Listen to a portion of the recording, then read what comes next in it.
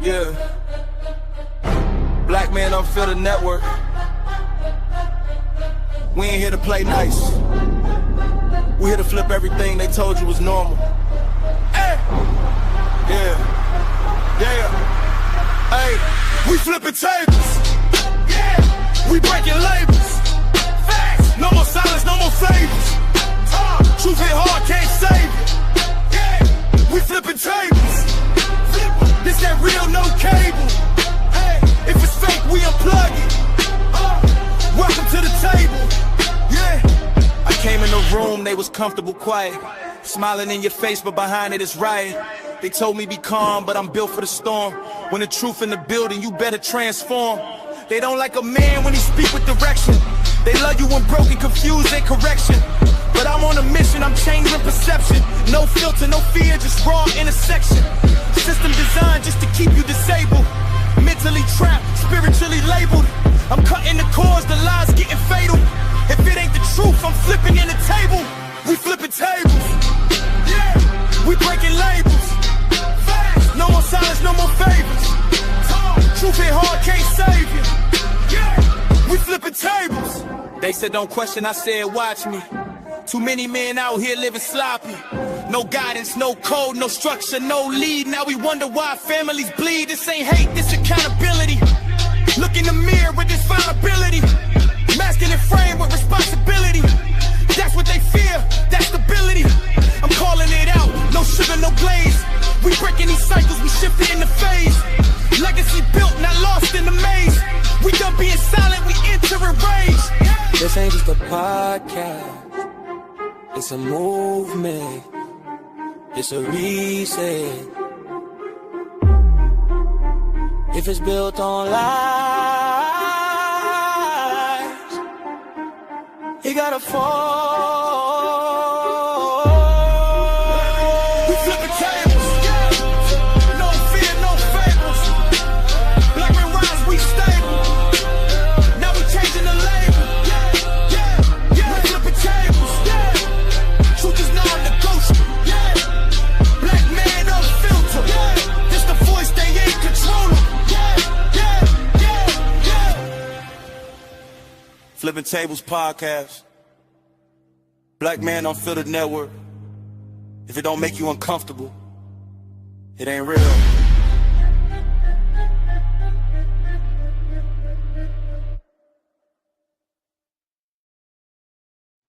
What's up, ladies and gentlemen? Welcome to another episode of Flipping Tables out here on the Black Man Unfiltered Network, man. Thank you for being here.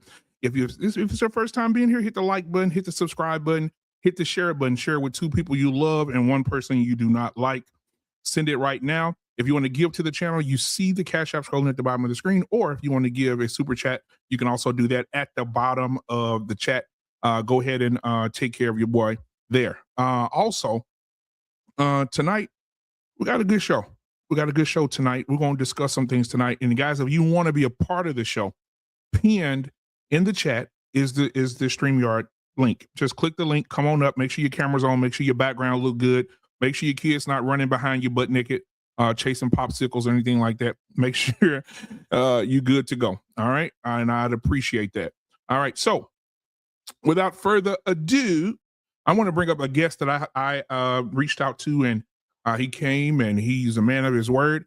We got Mr. Chosen in the building tonight, and I want to bring him up. He can introduce himself, tell you what he does, who he is in this space, and we'll go from there, man. So, ladies and gentlemen, put your hands together for Mr. Chosen. He's in the building, man. What's going on, man? You're muted. Mute monster got you. Thank you so much. How are you doing? Man, I'm good. So introduce yourself. Let everybody know who you are, what you do, how they can follow you, so on and so forth.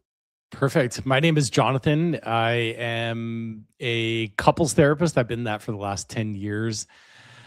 I guess really my story is kind of crazy. Over the last 2 years, Instagram kind of blew up for me. And, I was about 2 years ago, and I looked at my wife and I said, we've tried multiple businesses, nothing really stuck. We'd get little starts here, little starts there. And I said, I'm just going to start posting every single day on Instagram. It can't be that hard, right? Elon Musk is like tweeting a million times a day and whatnot. Right.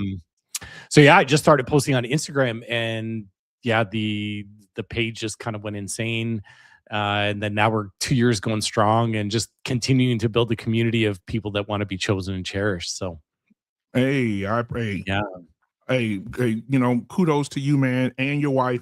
And I'm glad to hear that everything blowing up for you, brother. Everybody finds their niche, and when they find that niche, it'll take you far. So, man, congratulations to you. Now I want to hop right into this conversation. Since you are a relationship therapist, what do you think about, before we get into the subject of the night, what do you think about dating in this world today?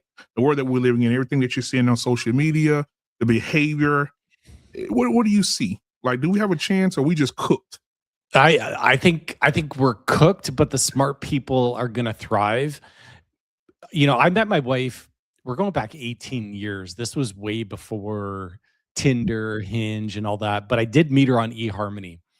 And I remember, you know, we decided to be boyfriend, girlfriend. We were about 3 months in, and we started meeting each other's family and whatnot. And we had to tell people how we met. And this is like, we were like one of the very first couples on eHarmony. And so to tell people that you met online was a scary thing. There was a lot of shame and embarrassment wrapped up in that. Fast forward today, it's the most normal thing. And I think because it's so normal and it's so, you know, it's so coupled to our attention span. So, you know, back in the day, you would go to a bar, you'd meet someone, you know, you'd at least have 30 seconds with them to try and, you know, convince them to let you buy them a drink or something. Right. Now you got like 30, you know, a third of a second where someone's just going to look at you and swipe, look you and swipe, look you and swipe.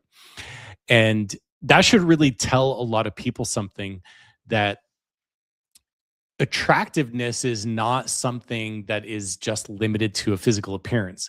Attractiveness lives in the mind, right? And so if you understand this and you really want to get out and you want to connect with people and you want to build a relationship, you want to have a relationship, when you live online and you're just swiping and you're just scrolling people, you know, the way we scroll Instagram posts these days, you're really not tapping into your greatest asset, which is your mind. And I think we all know people that are really attractive physically, but they have shit personalities. And you're like, I would never date you, right? You're like terrible, right? But you also know people that are kind of mid, that, you know, that don't have necessarily the looks, but just through their kindness, through their charisma, through their, you know, their general demeanor, their attractiveness level grows. And so I think people, if you know this, that attractiveness lives in your mind, not just in the physical appearance, I think you can kill it out there. But if you're just going to limit yourself to social media, I think you'll be cooked for sure.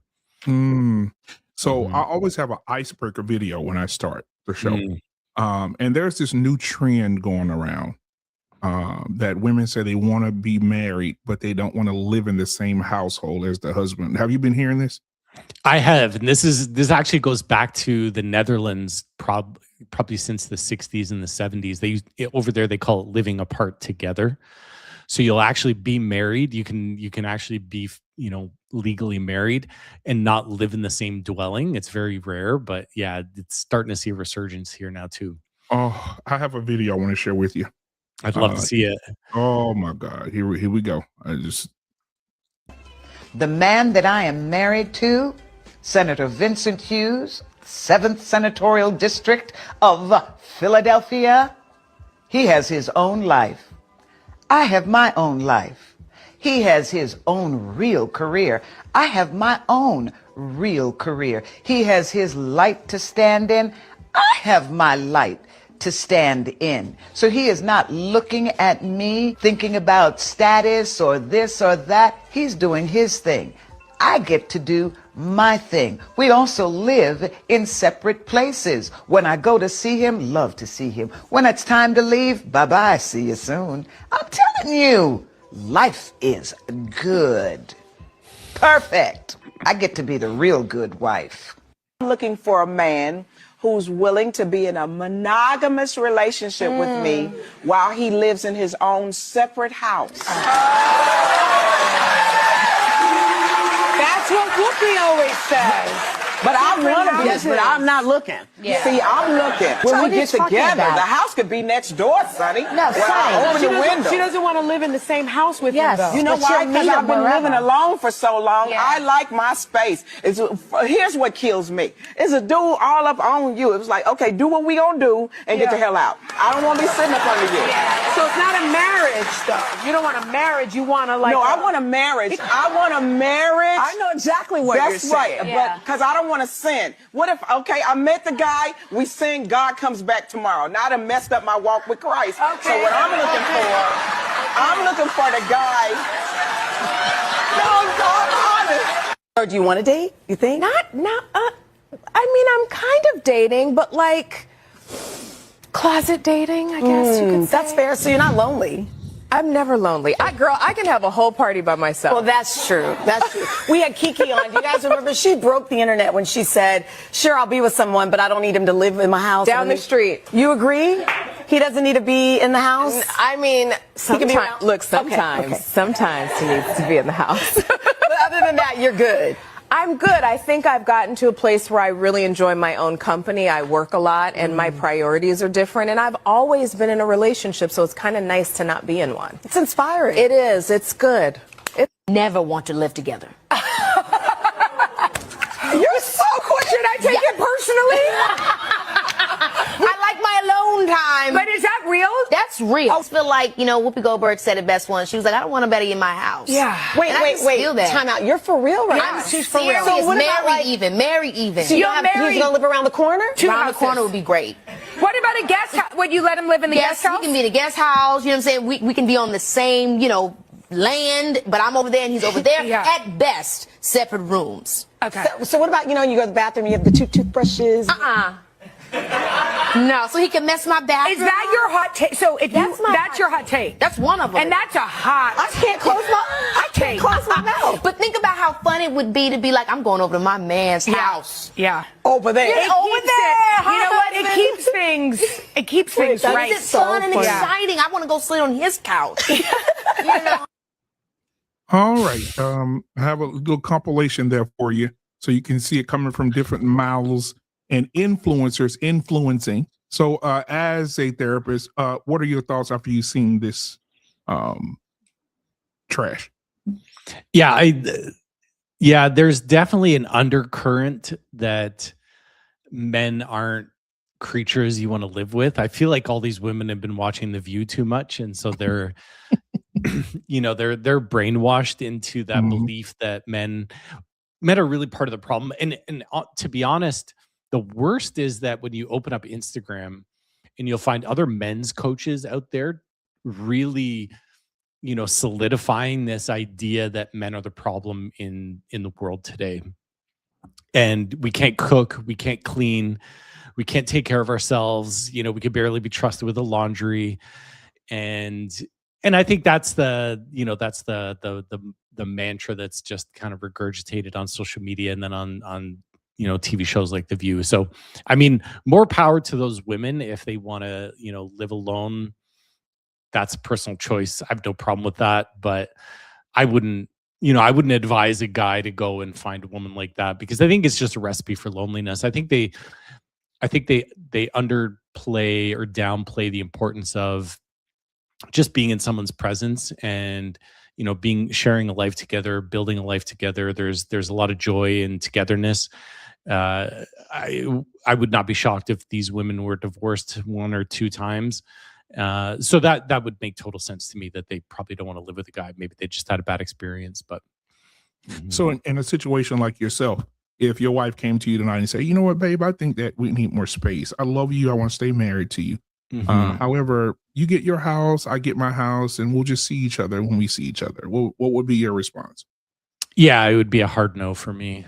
Yeah. I would say, great. It sounds like you don't want to be married anymore because I'm not going to be married and not live with my wife. Mostly because I have a need to provide and protect for my family. And so, I believe in Christ and I believe that 2 become one flesh. And so for me, that's like, we are together all the time. That would just be a hard no for me. So.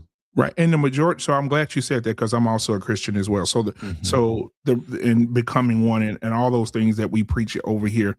But my question is this: all those women that you just saw, they were mentioning, even Cheryl Underwood was mentioning Christ. She was like, "You're going to mess up my walk with Christ, but we can stay in separate homes." You just spoke of the scripture of becoming one.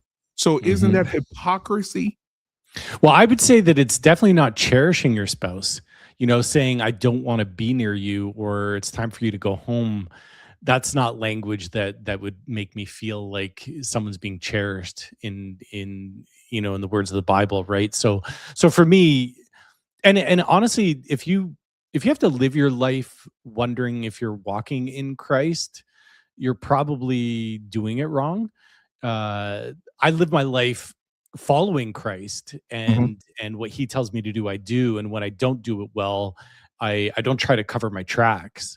I ask for forgiveness, and I move on with my day, and I endeavored never to make that mistake again. Right. But I'm not trying to like fool anyone by, being married so that I can have a sexual relationship with someone.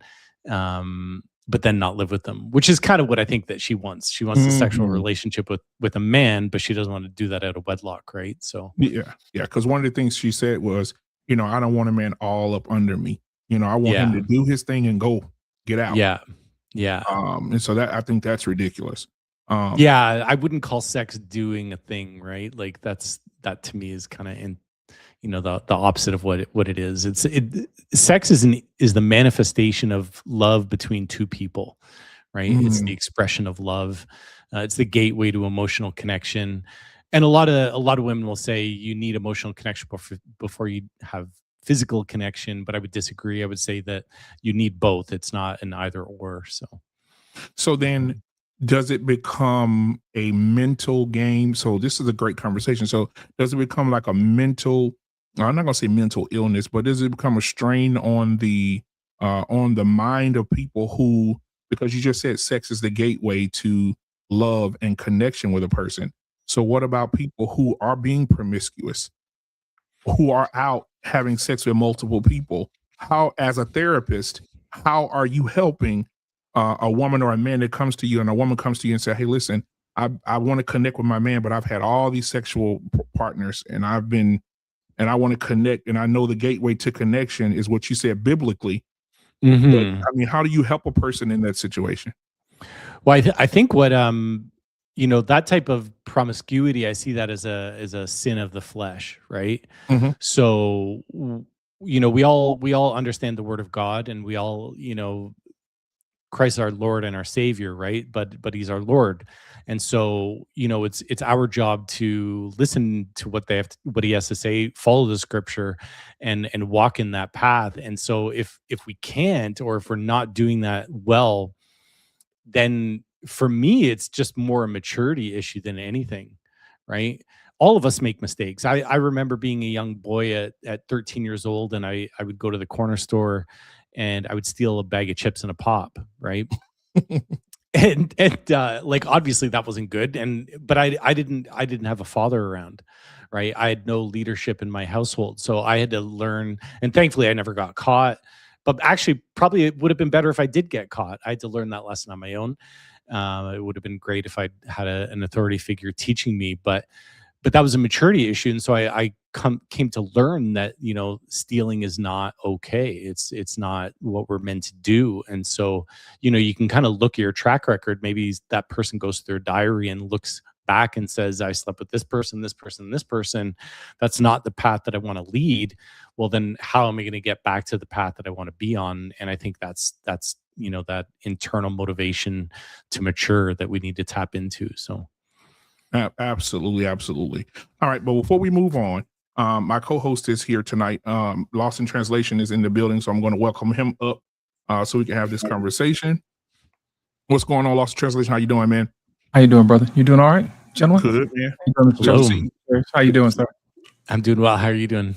Doing well. Thank you for asking. So I want to get deeper into this because I understand that you coming from a biblical perspective, and that's what we love here. And so you say everybody makes mistakes. Now, when does that thing become overboard or too much? Like when it's too much, like what you're seeing out in the world today. Like if you are counseling a woman or a man and they were telling you, hey, listen, I have, my resume says I have 70 bodies under it. You know, do you feel like there's connection, or a woman or a man can, and I think it affects women more, but you could probably talk to that because you're the expert in that. But I think sexual partners affect women more.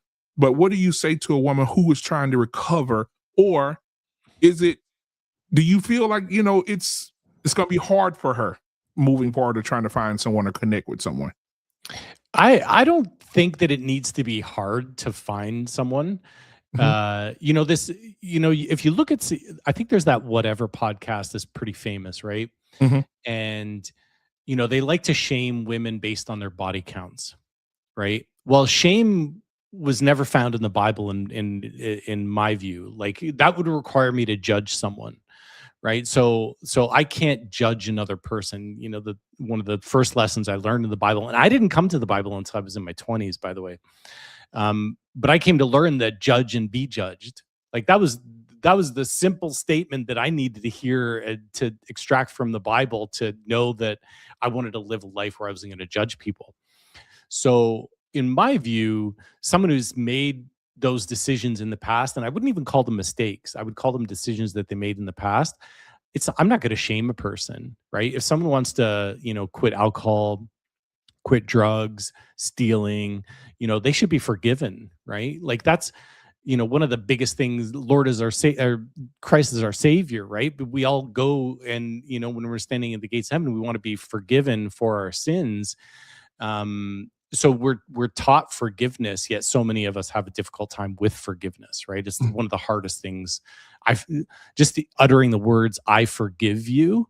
Like if more people could say that those three words, you'd probably have the amount of divorces that are happening in America and in the world today. But that said, I would say someone who has made those decisions in the past, they should be forgiven. But then you also asked, you know, how much is enough, or, you know, when is it too much? I would say the Lord presents us with the test or the lesson until we finally learn it, right? So maybe 70 is not enough for that woman or that man. Maybe they need to creep up to 100 before they really wake up and decide I want to mature, right? But I 100% have to have faith in people that, you know, if a woman came to you and said, you know, I've got a body count of 20 or 30. That was in my 20s, and I don't want that anymore. I want to find one man. I want to commit. I want to raise a family. I want to be loyal, honest, faithful, transparent. You know, if they've actually done the work and they've matured and they've built that new track record, why wouldn't we forgive them? And I definitely think the last thing we need to do is to go out and shame women for choices they made, because we know men have made horrible choices in mankind's history. So. Now, do you believe that, because biblically, if we do look at it biblically, I think some of the sins in biblical form were, especially when it came to that, women who were very promiscuous. They in the Bible days, they were taken out and stoned to death. You know, they were punished harshly for being promiscuous. And I think that there is nothing stopping it today. I was watching some videos a couple of weeks ago about what's going on in Houston. Have you heard about Houston? No. There are 64 after spring break, 64,000 new cases of STIs. And they have videos that I cannot show on YouTube, or I'll be kicked off forever, that have leaked from some of those events where men were passing by and women were stopping them and pulling their pants down and giving them fellatio, and then handing it out to their friend, and they're doing it to the guy. And then, you know, they have girls in the backseat of cars just on top of me, and everybody's recording with their phones and having sex in front of everybody. Like, when you say we're cooked, I believe when you see those videos of people just randomly having sex in front of people out in crowds. And I saw a guy fingering a girl in a concert, and she just sitting there just climaxing in front of everybody. And it's just, nobody cares anymore. So it's like, what do you think about that culture of sexual promiscuity? Yeah. don't think it's worth stoning people over, but it's definitely worth asking them how it's benefiting their life, Mhm. right? Um, but I do still think that there's opportunity in there, because I think on the if that's kind of shoved down our throats, then somebody wants to pick up the other side of the equation and say, I actually want to find one person to be with. I want to be monogamous. I don't want to have, a public display of my intimacy. I want to be loyal, faithful, honest, transparent. Uh, for the people that are cooked, they're going to be cooked regardless. Maybe that was Right. why, Jesus threw the money changers out of the church. If people want to pursue whatever sin that they want to pursue and just continue to gorge themselves, let them. But the righteous can do what they want to do too, right? So I don't think we need to let it stop us by any stretch of the imagination. I think we need to chart our own path and go down that path that we know is right. So let me ask you this, and Lost, if you have any questions, man, please get ready for your questions. I want to ask you this question too, also for the culture. When it comes to homosexuality in the culture, now I'm not going to get into their relationships. I'm talking about people who say, a man that says, I no longer want to have sex with a man, I want a family. Or a woman that says, I no longer have interest in women, but I have interest in men now and I want to be married. What do you say? Because the saying is, once gay, always gay. The gay never goes away. Right. And so, and it's always in you to be that. What do you say as an expert in this field? Do you believe if a man is in a homosexual relationship, is he always going to be considered bisexual if he goes with a woman, from your expertise? I mean, for me, that would require diagnoses, and it would require judgments. My approach would be to ask that person, are you living your truth? And if you're living your truth, that's all that matters to me. It's the same across gender, sexuality. I think we do need to go back to the Bible and listen to what is said there, which is, it's not our job to judge. It's not up to us to do that. And so what people pursue, what people want to do, they need to make their own choices. And so if someone says that, I want to, a relationship, I want to build a family, if that's what is their truth and what makes them feel like they're honoring themselves, I think they should do whatever they think that they need to do. So Oh, I saw a couple who is married, and his wife used to be a lesbian, and now she's no longer a lesbian. She's married and she has kids, but she still dresses like a guy.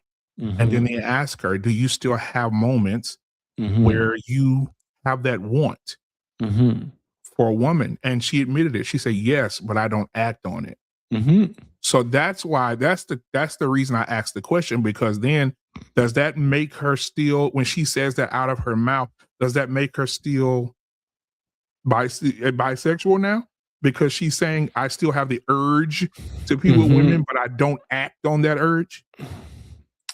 That I think ultimately that's such a personal question that the only person on the planet could answer that question is that woman. Yeah. Right. I think at the end of the day, and for my work, whether I'm acting as a couples therapist, whether I'm acting as a friend, whether I'm on a stream like this, I believe everyone has their own relationship to themselves, to God, and they get to decide what living their truth looks like, right? And so, in my view, if someone were to say, I don't want same sex partners anymore, and I want to find someone and build a family, and that's going to bring me joy and happiness, and they do that from a place of authenticity and being genuine, I mean, I'm okay with it. I don't see why that would be a problem at all. So, all right. So, Lost in Translation, if you got anything, and because when you ask your questions, we'll get into the title of the show tonight. And Anissa, if you want to come up, I sent you the link already.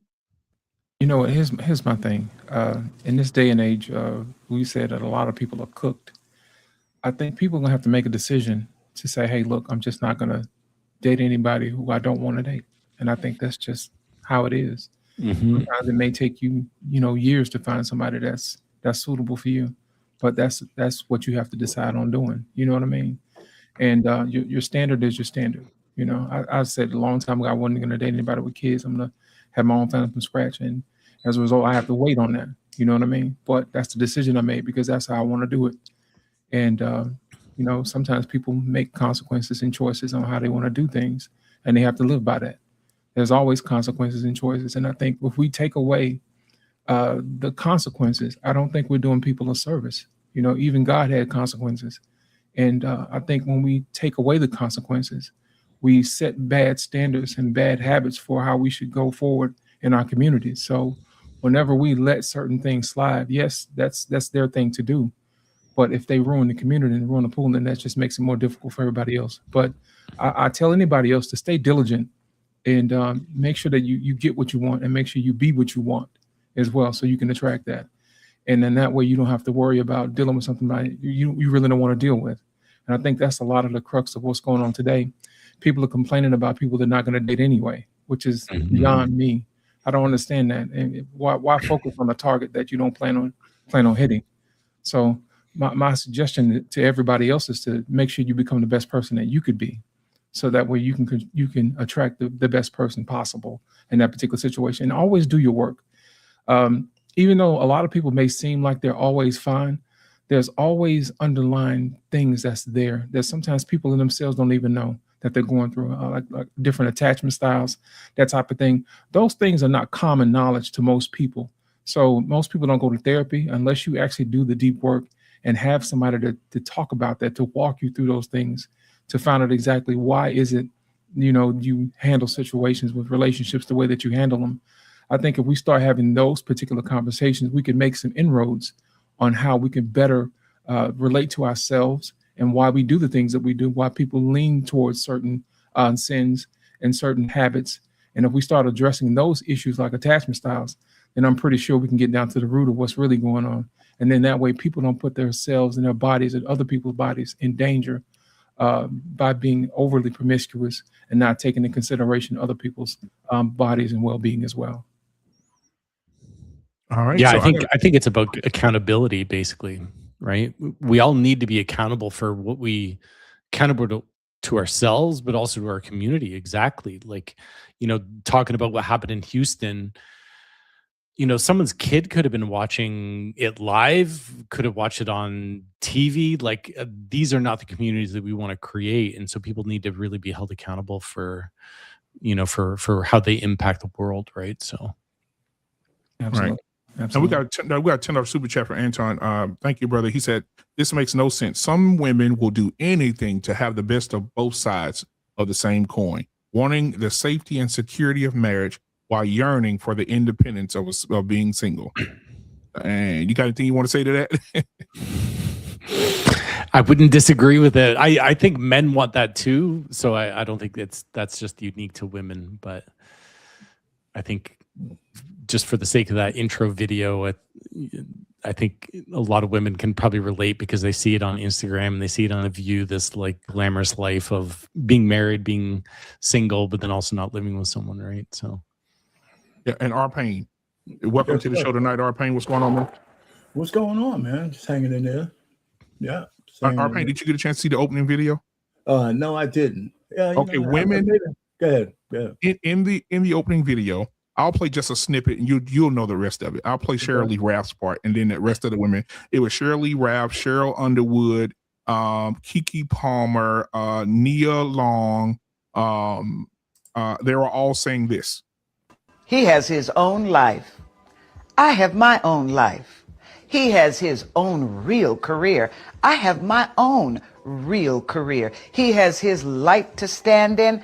I have my light to stand in. So he is not looking at me, thinking about status or this or that. He's doing his thing.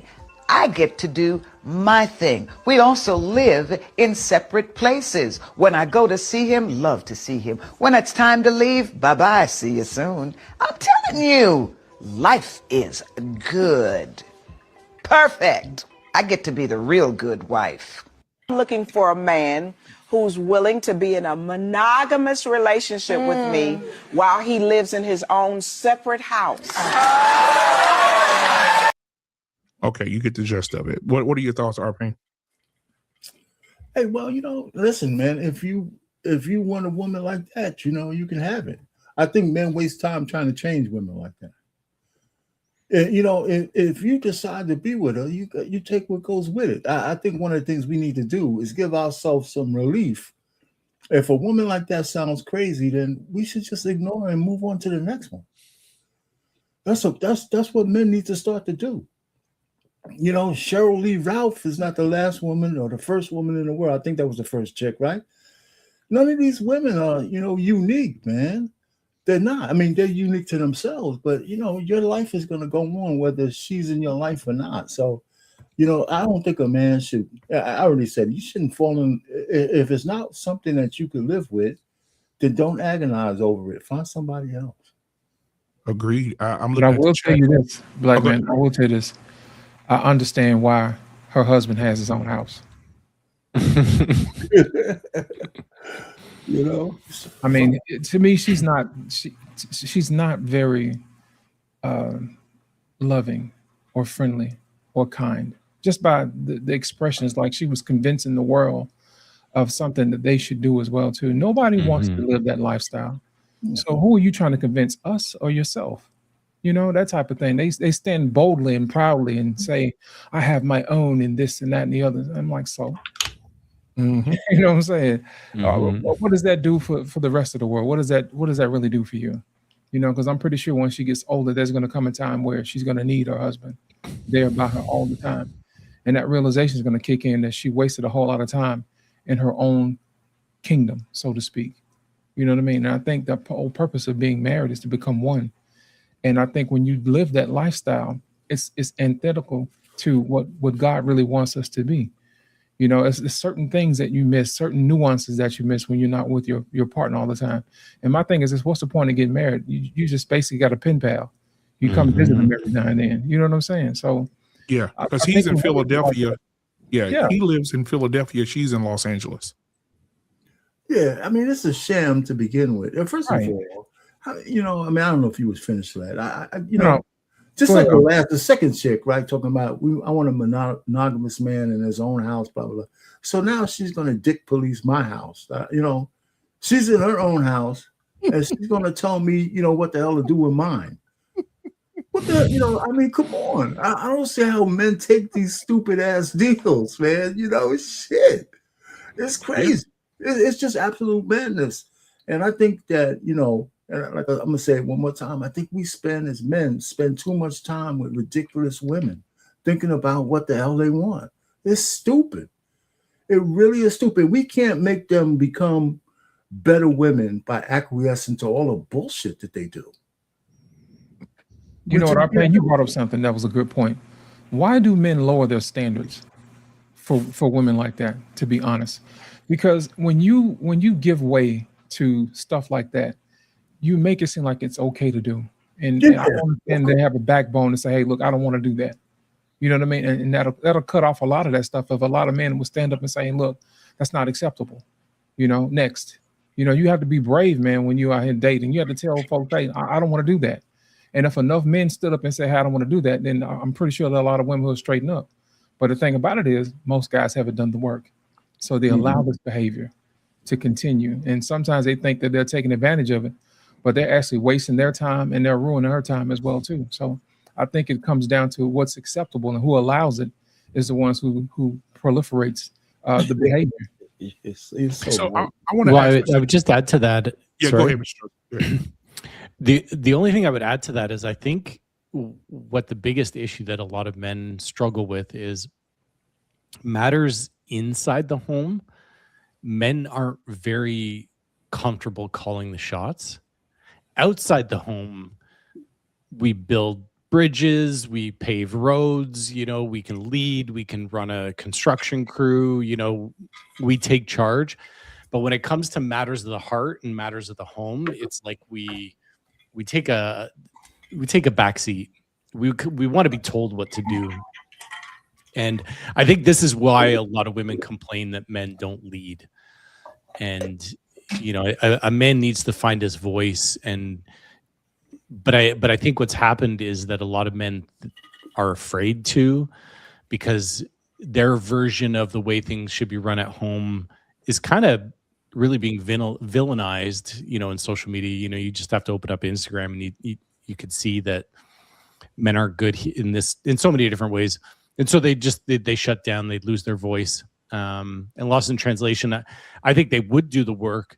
But frankly, they're afraid to do the work because and certainly the clients that I see, I would say 8 out of 10 couples that I work with come to me with a fix him and we'll be all good problem, right? It's like, fix him and we'll go home and you'll be a miracle worker, right? And women struggle to see the food stuck in their own teeth. Oh, so you're a therapist? Yeah, I'm a couples therapist. So not only do they struggle to see it, but they actually struggle even harder to own it. Women talk about men being defensive. Women aren't necessarily leading with the same defensiveness that men do. Like, men will stomp their feet and yell and get big and they'll deflect. But women are defensive in a different way. And the way they're defensive is they don't take ownership, and they will try to convince you that they're more correct, or their version of events is more emotionally intelligent, right? And we call it deflection and redirection. Yeah, yeah. And it can take them months before they are able to see their own role in a relationship. Men are, you know, we're called to see it within days or weeks, but it'll take a lot of women months before they do that. And that's just my own personal clinical experience. You know what I think the problem is? I think the problem that women are not skilled at being women like they used to be. Because there was a point in time where women were skilled at knowing how to talk to their husband in such a way that it's not offensive, and to get him to see it her way. And it's a win-win situation for both of them. I think a lot of times women have forgotten the art of femininity, where they can actually use their feminine wiles to wield the power in the home gently, so to speak, you know, instead of redirecting and deflecting. Because that's easy to say, well, you know, if you say, hey, you did this, and then I said, well, no, well, remember when you did that? Well, we weren't talking about that right now. You know what I'm saying? Let's stick to the plan. No, we're going to talk about what you're talking about. So it's this back and forth thing, instead of saying, you know what, let me listen to see what you have to say. Mm-hmm. And then how can I be better at doing what I want to do, or doing what you need me to do? And I think that is the crux of a lot of relationships issues. If they can just say, hey, look, let me take the time out to listen to you. I hear you and I see you and I want to fix that. But they're not skilled in that. So that escalates. It escalates conflict between the couples. And I think once we get to the point where we get men and women to accept their role and how to be skillful in navigating their own anxiousness when it comes to relationships, because I think most guys in situations where they don't lead in a relationship, they're anxious and they're afraid that that person is going to leave. And most times the women is avoidant, so they don't want to have anything to do with that. So what happens is you have this push-pull dynamic that goes back and forth. And nothing never really gets solved until somebody says, hey, you hungry? Let's go eat. And then it's washed over. But that's not a way to actually maintain a conflict resolution solution going forward when it comes to having disagreements.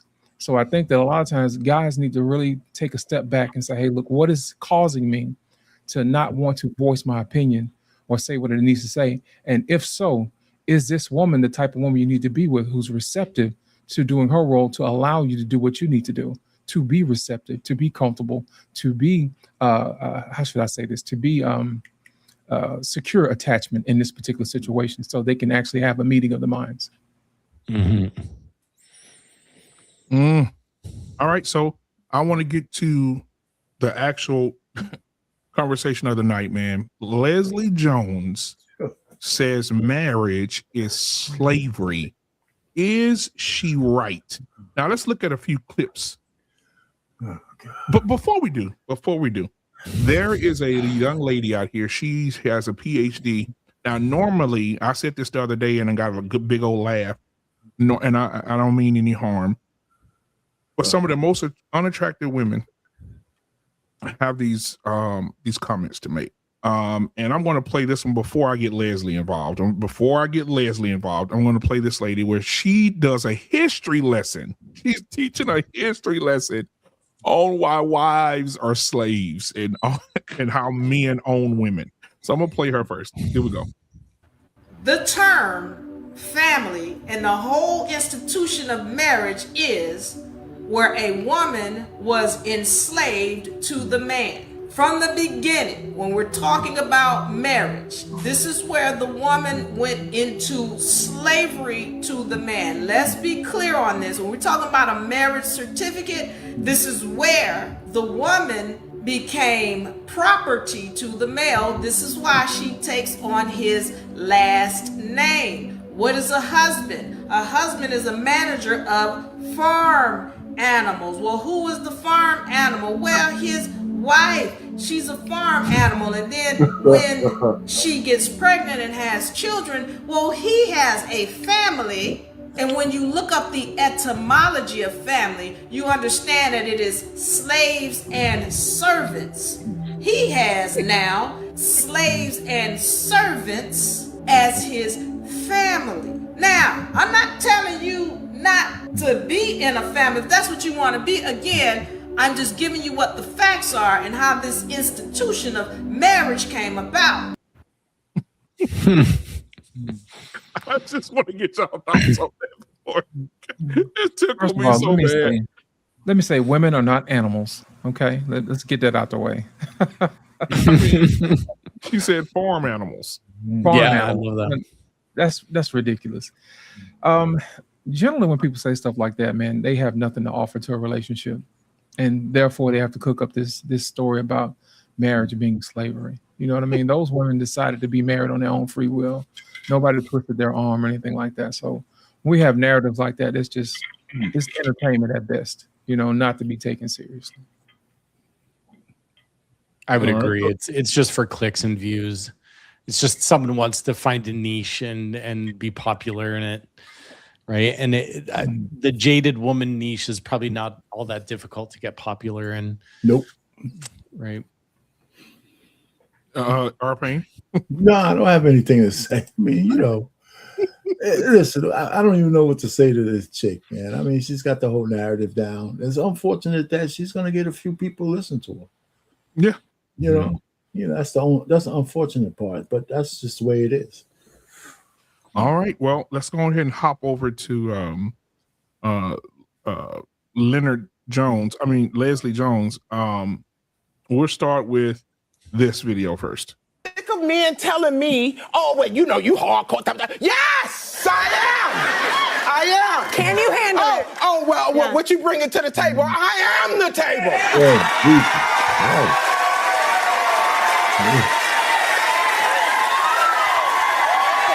I don't understand why you wouldn't want a woman like me. I am successful. I'm rich. I can fight.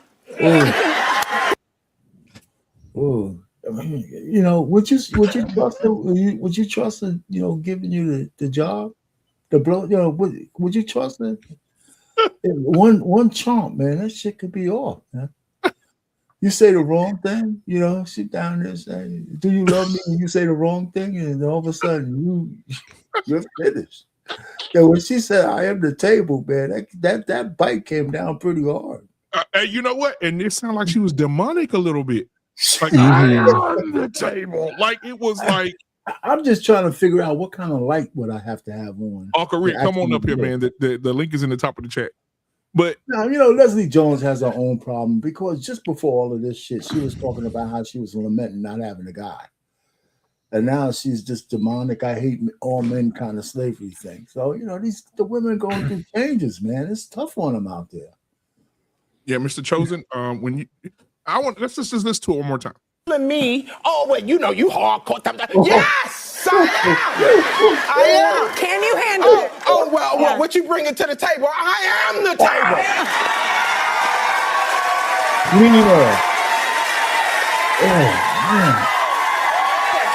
I don't understand why you wouldn't want a woman like me. I am successful. I'm rich. I can fight. Okay, Mr. Chosen. You know, two things that came to my mind was one, like she's giving us her resume, right? And and the other thing that can you imagine a man acting in the way that she was just acting there? We would say he's raging on roids or something, or he has an anger issue, right? Or he has no self-control. But none of these terms will get used for a woman when they act that way. But men are held to this standard that we have to behave a certain way, and anytime any ounce of testosterone pushes us to act in a way that, you know, in that aggressive masculine way that men can act in, it's a problem, right? So it's not a problem for women to behave like that, but it's a problem for men to behave like that. So Mr. Chosen, I want to do something real quick with you real quick. Go into your therapy mode, like your mindset of therapy, right? I just walked in with Leslie Jones. Okay. So you focused? You there? Let me know when you're there. Yeah. Okay. She walks in and I say, I'm having problems. I'm having some concerns with her behavior and her temper, and she's very temperamental. I just need your help. She says that she's all these things, and she's just, you know, and she says, and I want, when this is done, I want you to tell me what you would say to her as her therapist. And I'll be like, I look over at her and you say, so what are your thoughts? And she says, Sick of men telling me, oh, well, you know, you hardcore. Yes, I am. Can you handle it? Oh, well, what you bringing to the table? I am the table.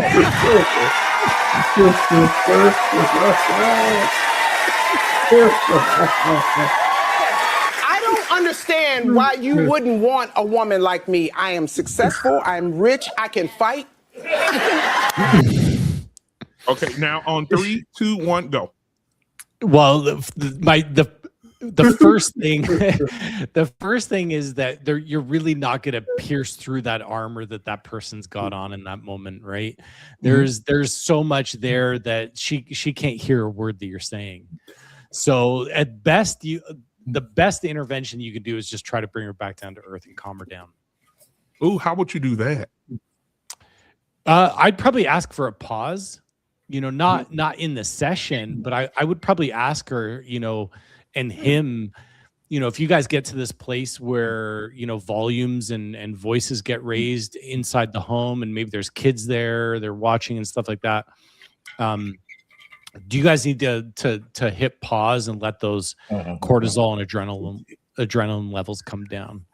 Right, because really, you're going to be very limited in what you can do when someone's kind of worked up like that. So I'm just trying to think, man. Does she have a passion face? Like, I mean, when you know, I mean, is there a passion face in there anywhere? I mean, you know how women have the face. You know, when I'm being vulgar a little bit, but you know, I mean, you can say, well, you know, if you could imagine, so this woman might have a nice face if we're doing it, right? There's no. Can she do a passion face? Okay, so let me ask JT. I mean, you're single, right, JT? Look at this JT over there. Yeah, JT, can you get the passion face out of me, JT? JT, you single? Technically, yes. Okay, so JT, you walk up to a young lady in the mall, and get ready now because we put Mr. Chosen on the surprise block, so it's your turn. And you walk up to her and you're like, hey, how are you doing? You know, what, you know, let's go on a date. And you sit at the table and you like, so tell me, what do you bring to the table? And she says this. Sick of men telling me, oh, well, you know, you hardcore. Yes, I am. Can you handle it? Oh, well, what you bringing to the table? I am the table.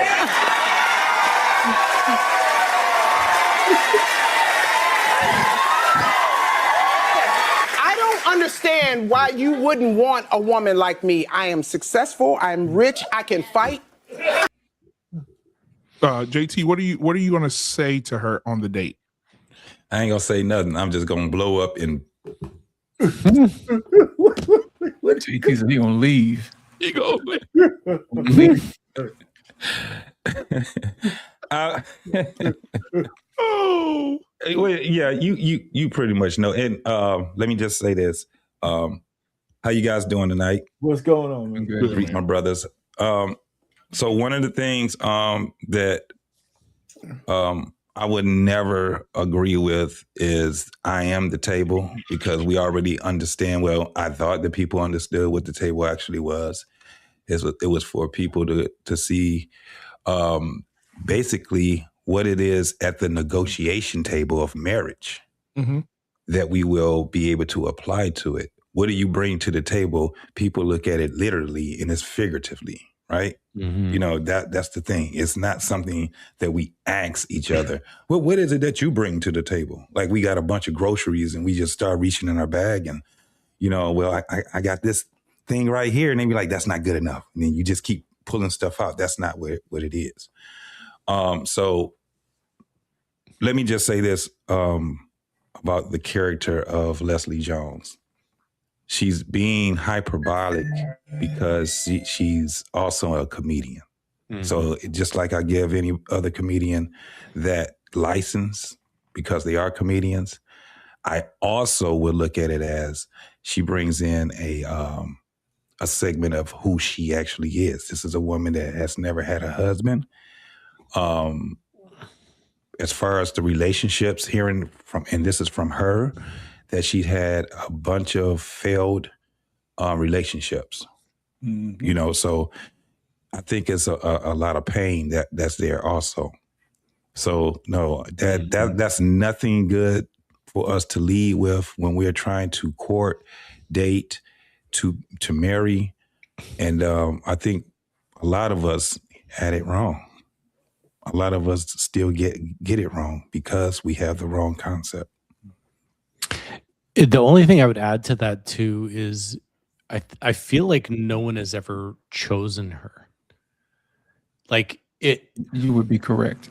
If she's successful and a star and worth a ton of money and whatnot, there are women out there that are in men's fields all the time. You know, we have female politicians, we have astronauts, like, you know, women can be and do whatever they want to do in the world. But there's a man out there that is happy to say, hey, you take the spotlight. I'll be your backup singer.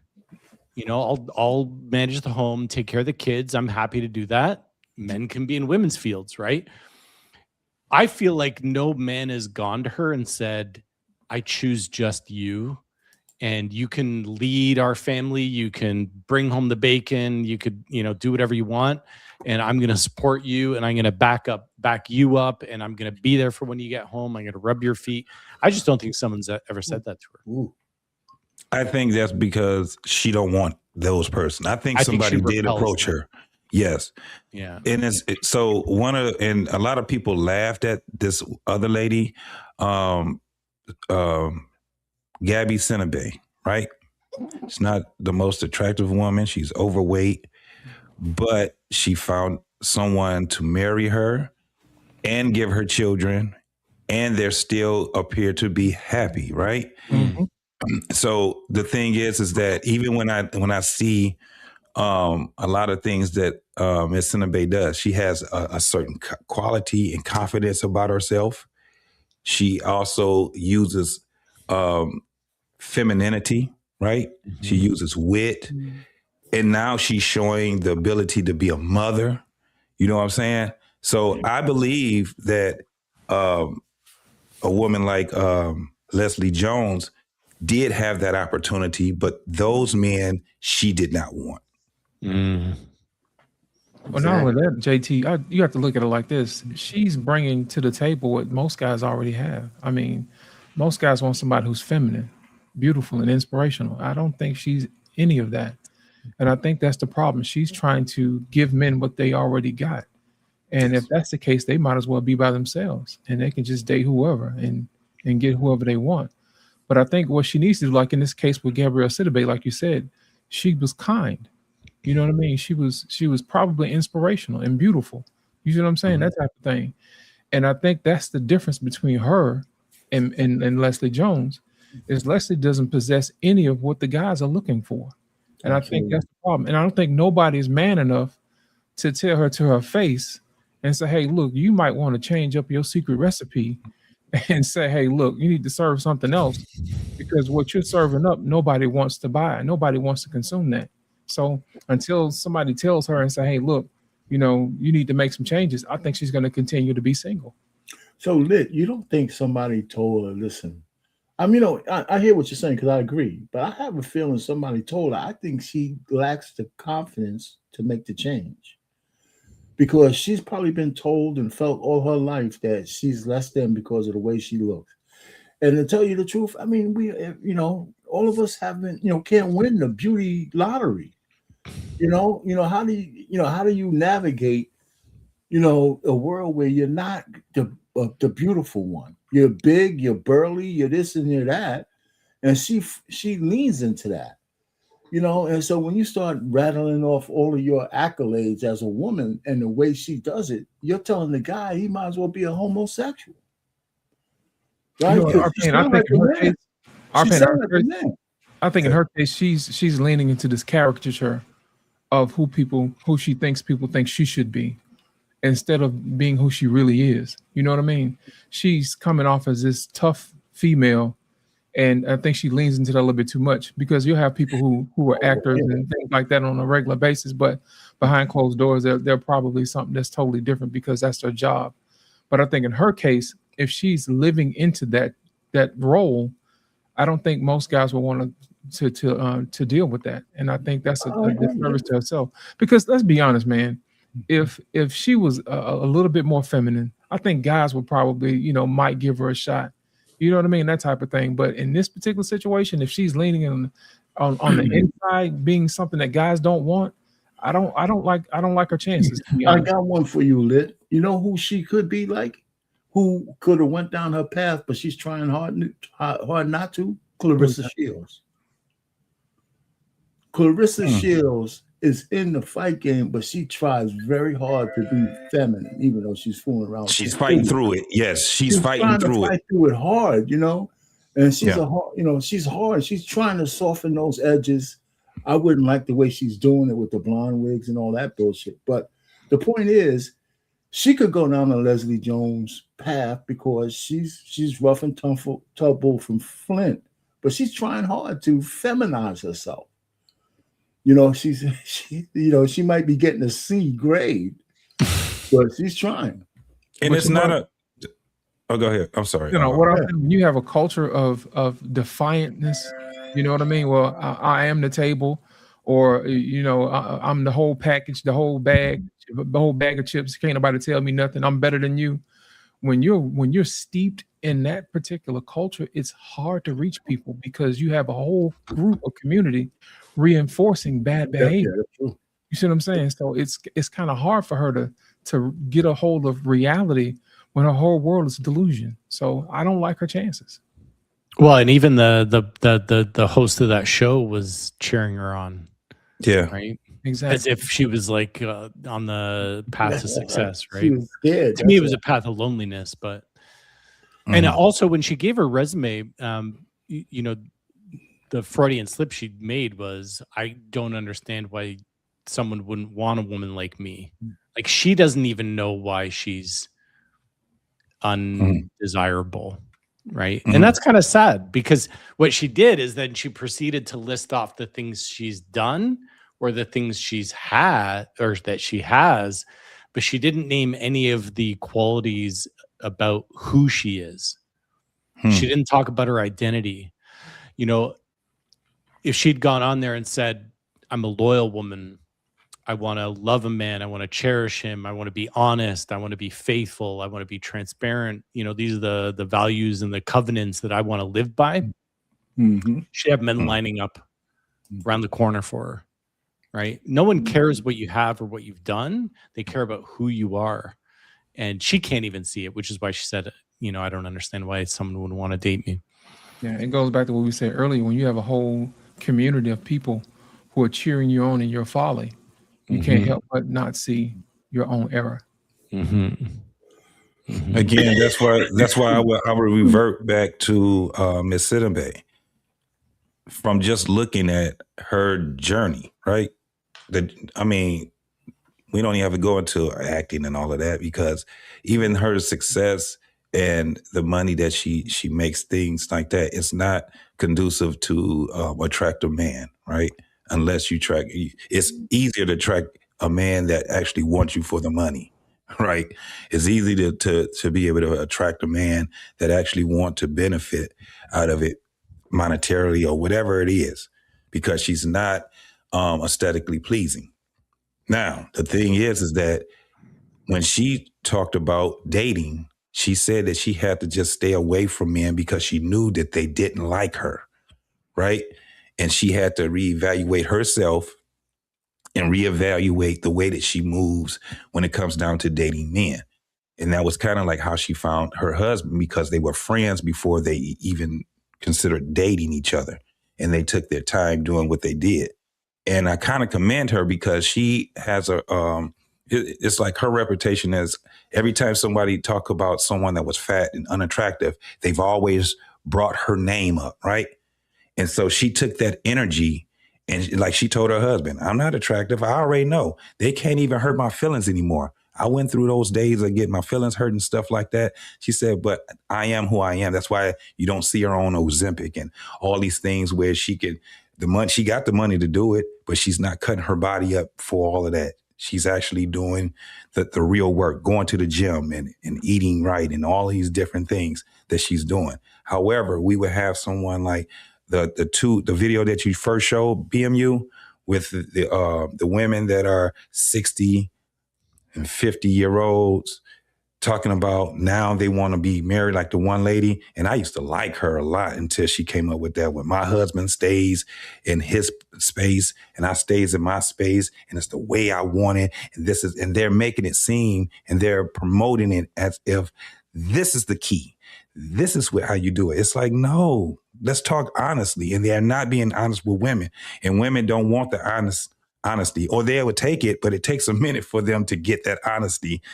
But when you have women that keep validating those type of things, they just validate most women to say, well, I just stay who I am. Love me for who I am type of thing. And, that's what we got. That's the only thing we get a chance to see. Now, I want to, before we get to the big video of the evening, I'm going to put two right in between there because I want to get Mr. Chosen and the rest of you guys comments on these videos as well, because these are doctors. These are people who are in the profession who are telling these women this delusional stuff. One is a doctor, and then one is just a normal woman, 9-to-5 lady. We'll play her first. Tell me it's giving wifey material. I'm gonna go ahead and clock out because clearly Ask a man to describe a wife and watch you describe a slave.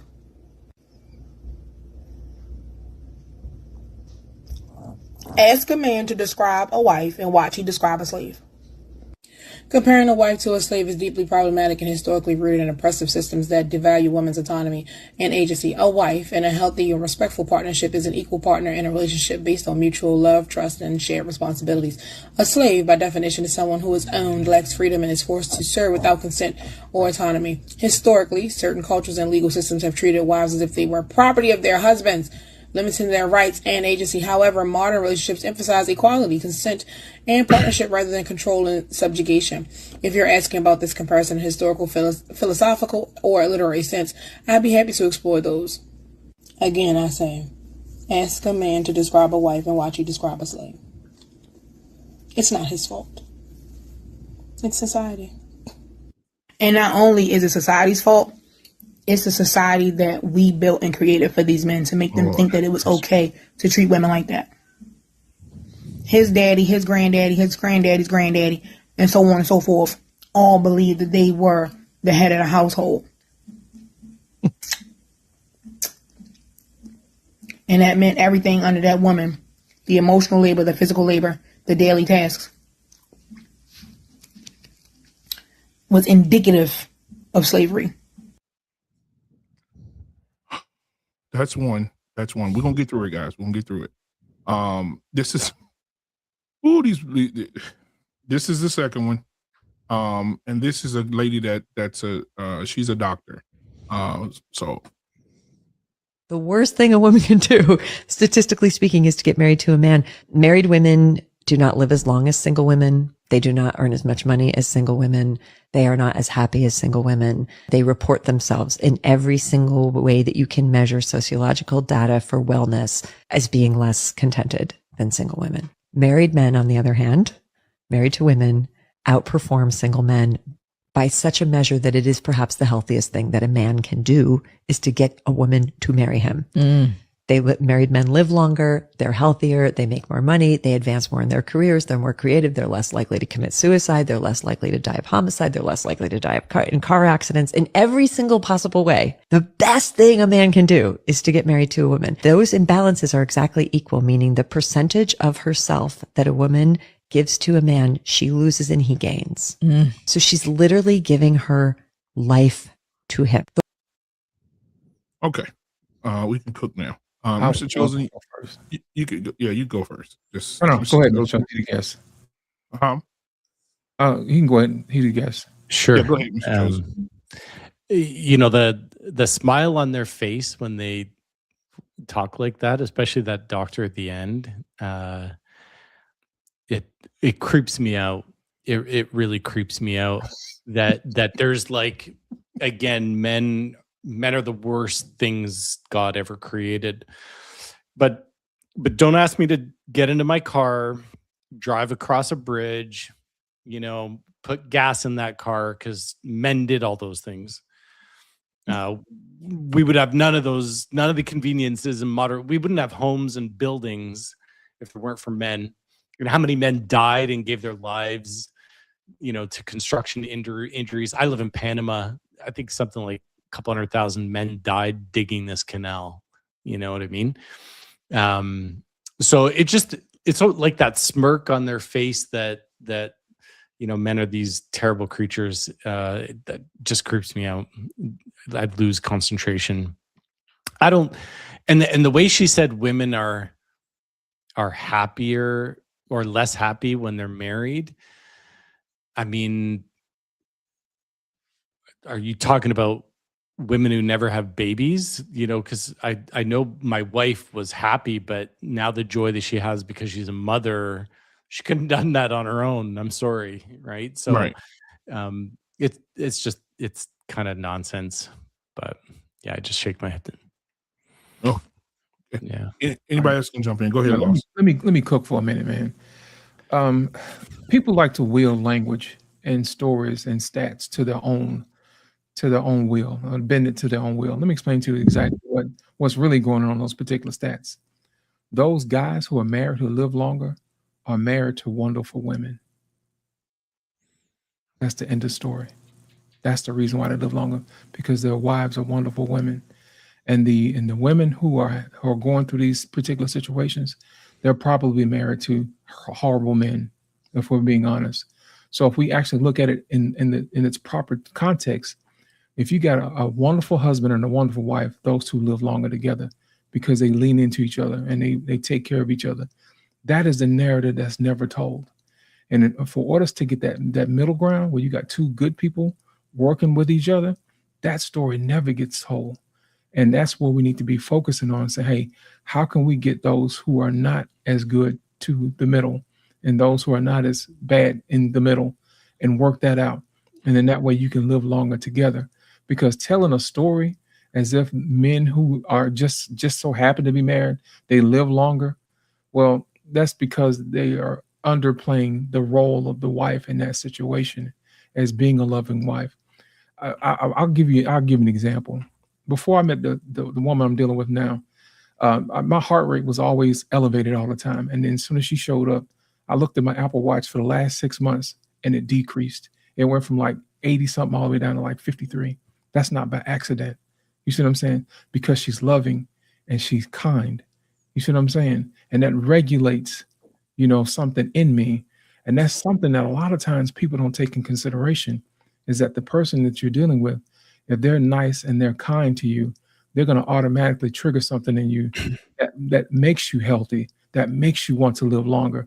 And that's the narrative that we need to get back to and start actually honestly taking a look at that and say, hey, look, what are the real effects of marriage? And if we take a look at a statistical data like that, then we will repaint the narrative that marriage is slavery and the women are bad off, you know, if they're not married to a good man. So I think that's an example we really need to talk about. JT, what you thinking? Yeah, I think that when you have women that are talking in that sense, yeah, I get creeped out too, right? Well, I used to. Let me tell you, I used to. But I've heard it so much now being on these platforms and having these types of conversations, and, you know, so it doesn't trigger me like it used to.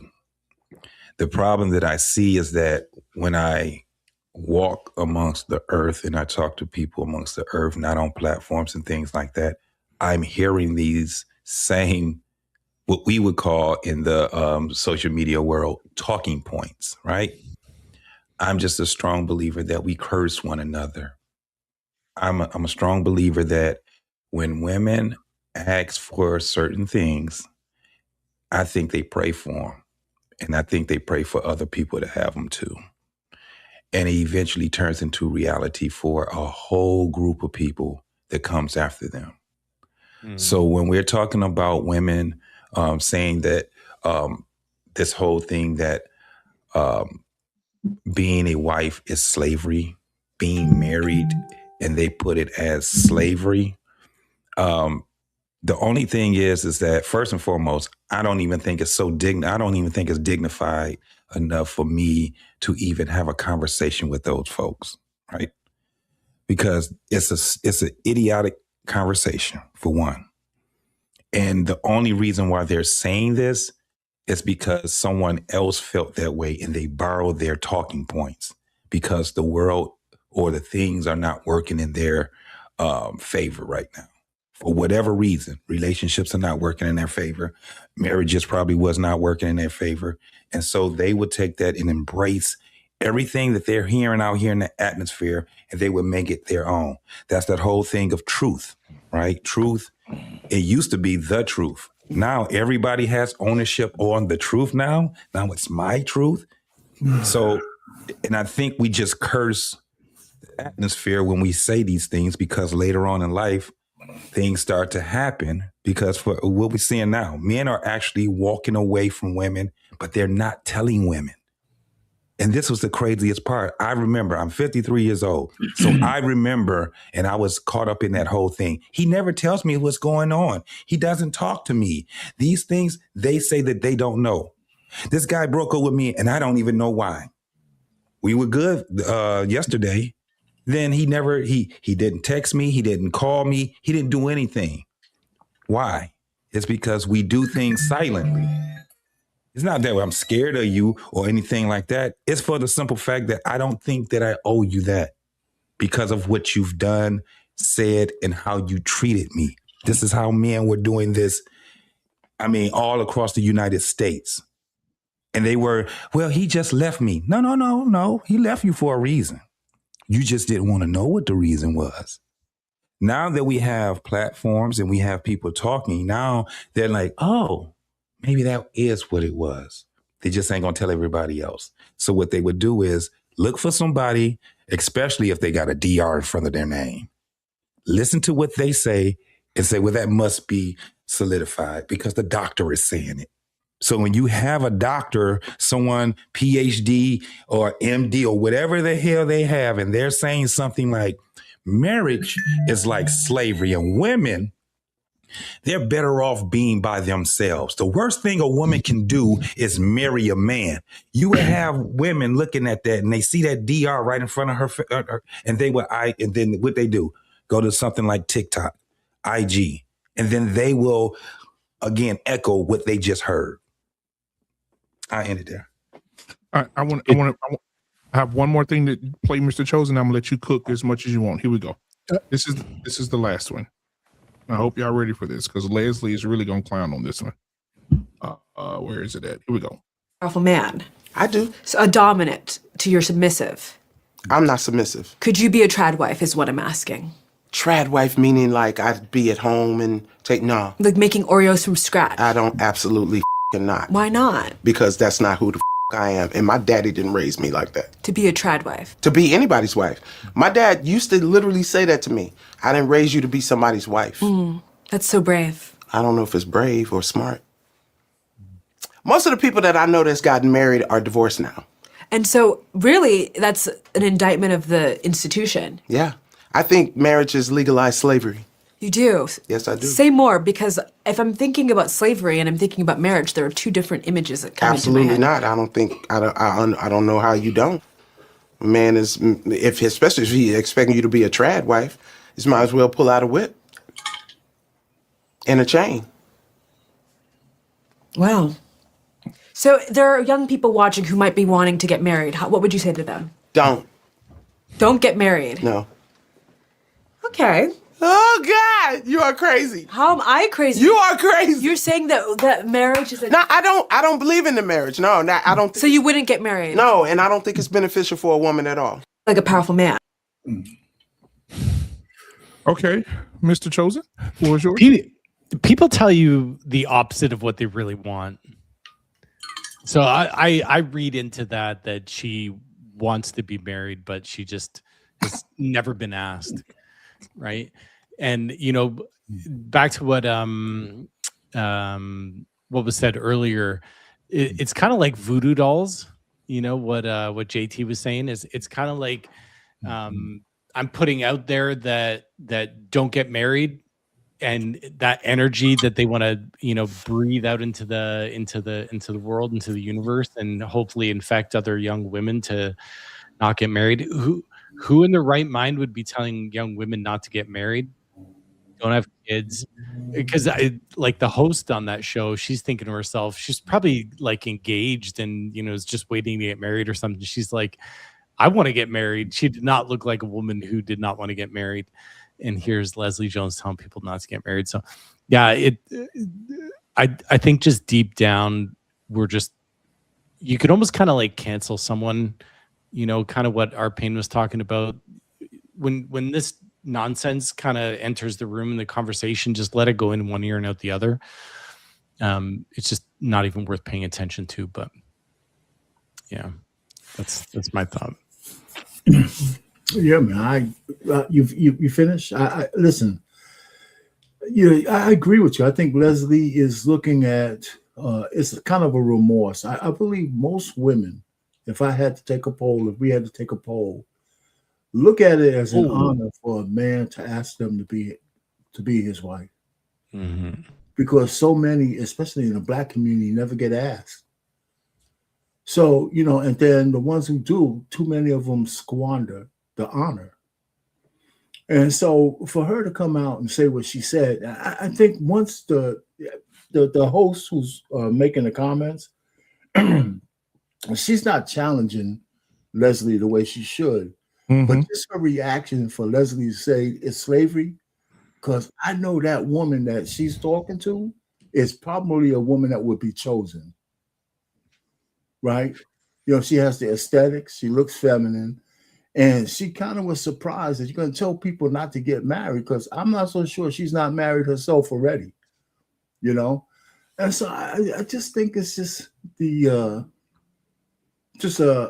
additional part of the degradation of the subculture of the Black community, because it's just pervasive.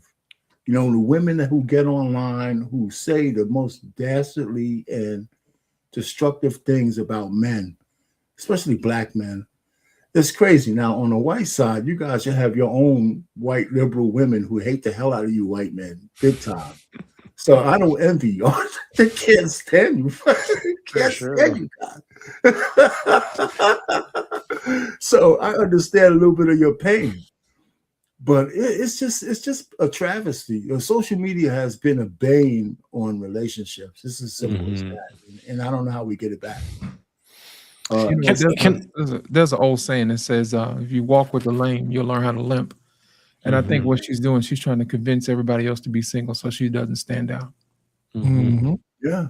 Exactly. Can I just say one thing about Leslie Jones, though? She's not an unattractive woman. Like she's confident.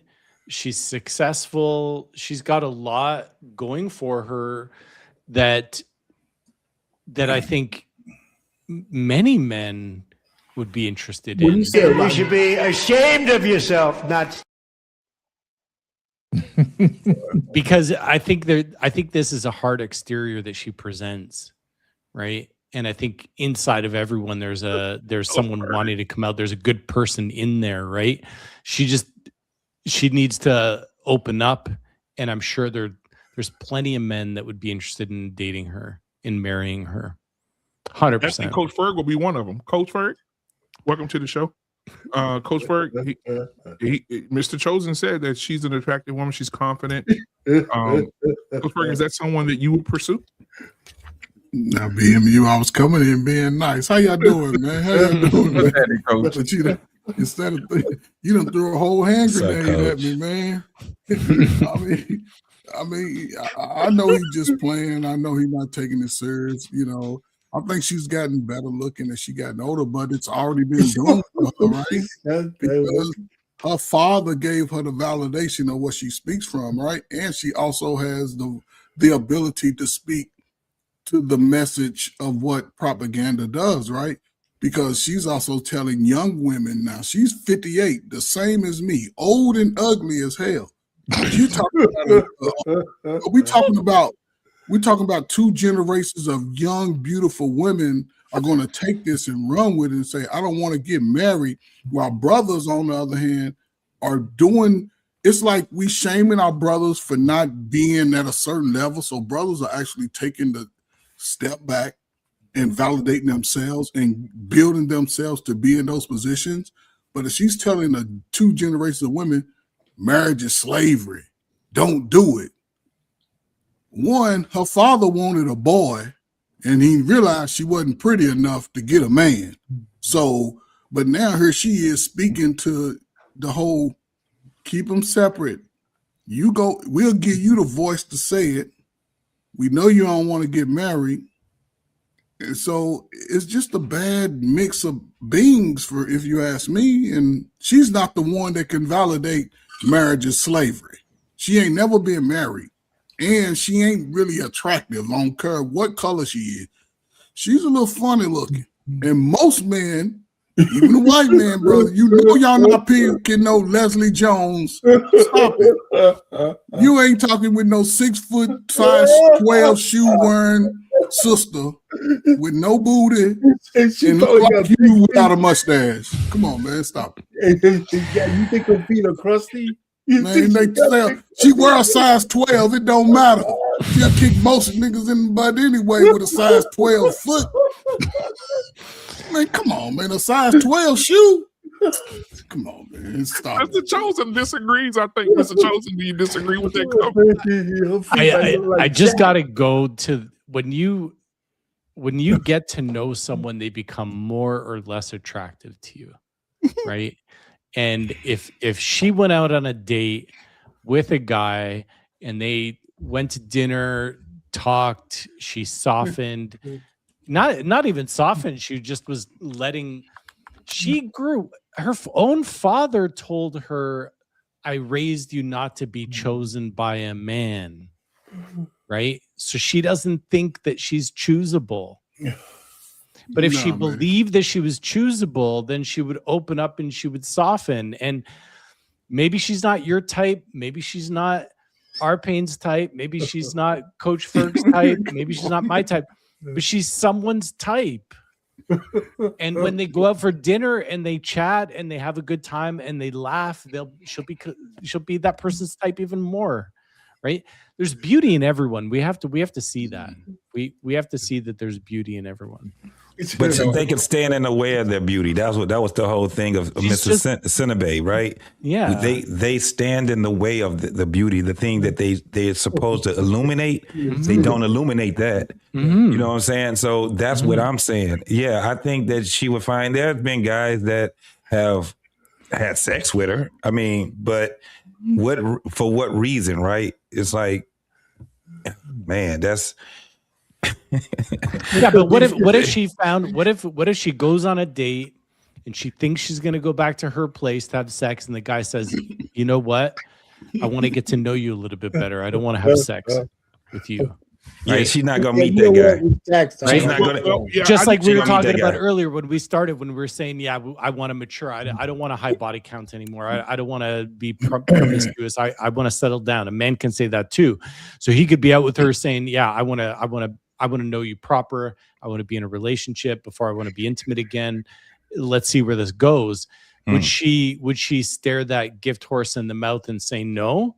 Yes, I think Because not what only her would father she say taught her, no, or would she open herself up and do what Lost in Translation is telling us all to do, which is to do the inner work?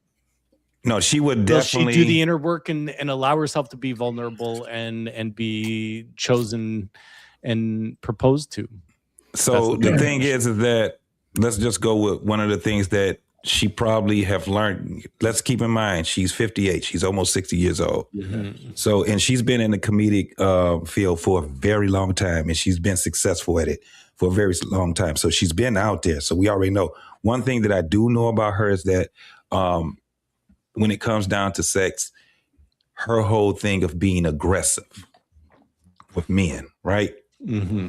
Most men will be like, nah, I'm not going to do all of that, right? So when you were saying that she meet up with the guy that's saying, let's get to know each other, I believe, let's just say, let's put it in an era, the 90s.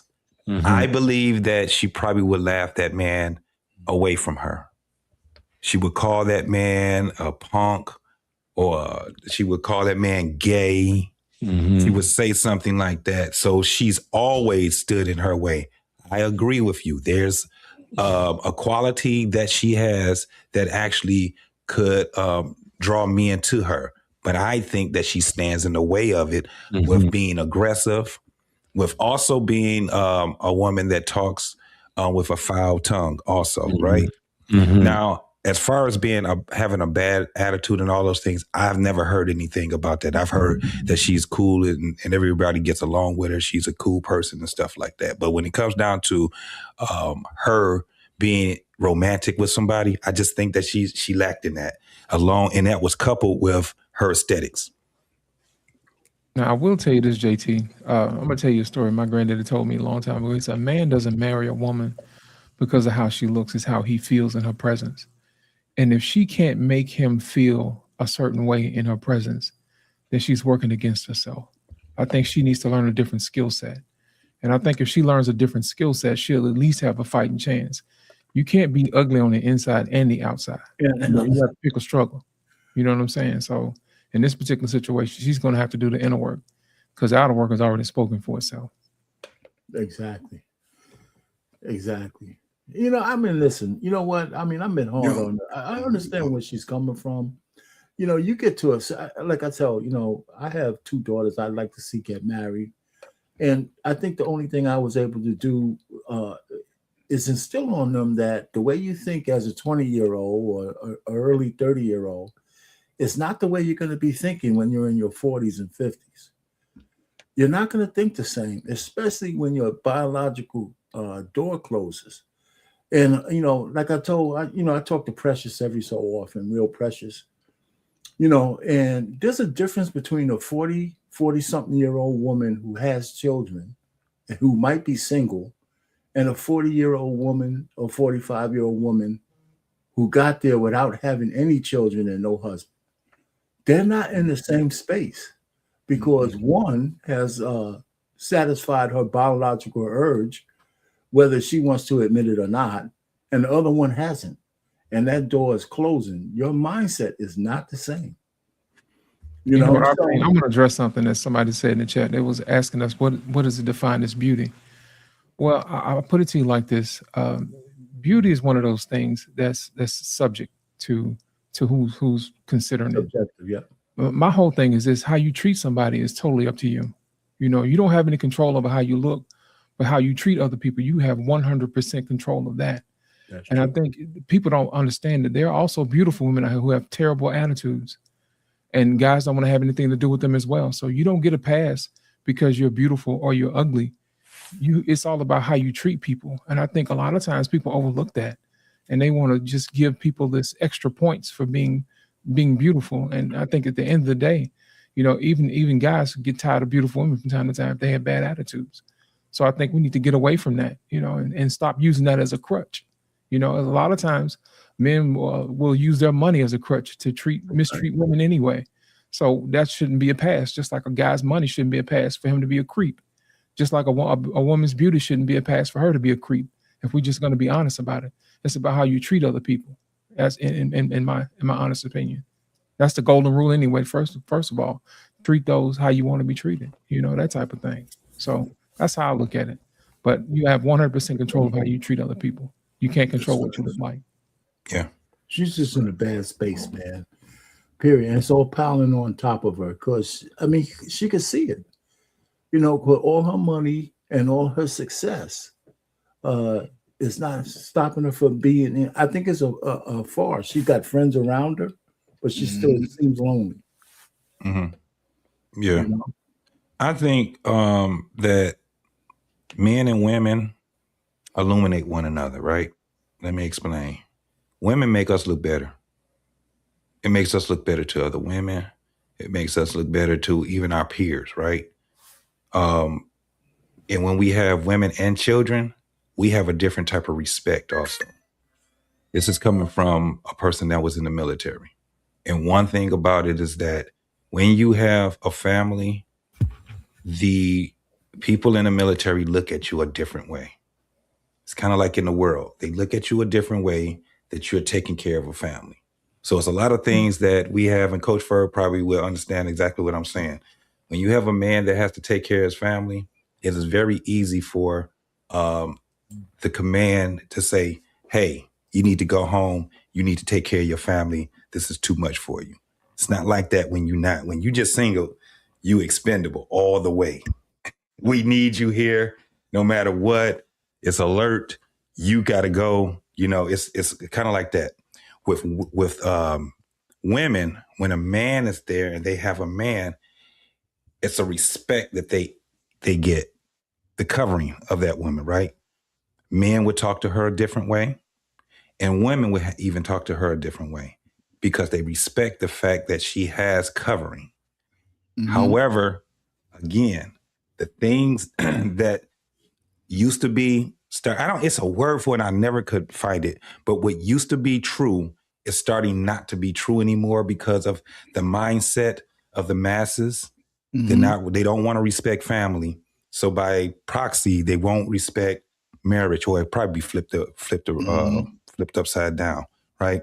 And the number one thing that I think that, and the number one group of people that I think that has the ultimate disrespect from the world is children. Children. If a woman has children and she's not covered, those children are also not covered either. But they don't look at it that way. So now they be like, well, they kind of make it seem like being single and being uncovered, and they never say uncovered. They just say being single and being a single mom is, you know, this is what we are doing now. And they will try to make it seem as if this is the way to go. That didn't just start in 2026 or 2020. That started a long time ago. It took a long time to get people to the mindset that they have. And when you have new people every day coming on this earth, all it takes is for the world to start putting their spew on them. They go from kids all the way up. And guess what? They have an even worse concept of marriage, or even worse concept of relationship, or even worse kind of. That's why we can tell you that, no, it's going to take for one, people to suffer. There's nothing we can do with this thing right now to try to mend it. It has to be able to, it has to present a real big enough problem where you're going to see a different generation that's going to say, I don't want to be like that anymore. I don't want to be like that next generation. And so but this is the craziest part. They're going to have to go to history. And the biggest doctrine of going and finding history is what? The Bible. They always revert back to that because everything else don't seem as if it's straightforward. But that's where I'm saying that now what we have right now, it's like we're in trouble, but it doesn't last where it's just going to end the world. All it's going to do is have it where it's going to be a reset. And then people are going to go back to, trying to make, relationships better and marriage more culpable and all these different things. But we gotta see it. We gotta see it explode first. We gotta see people suffer. I'm sorry, that's the hard truth. We're gonna have to see a lot of people is suffering, and it's gonna take people that don't want to suffer or that don't want to suffer anymore to be able to right that wrong. Come on, Coach Ferg. I hear you winding up. I beg to differ, right? Because I look at sports and entertainment as two peas in a pod, right? Even if you look at sports guys, the guys that seem to get the advancement or the highlight, they're the guys that tend to marry and become responsible for others other than themselves.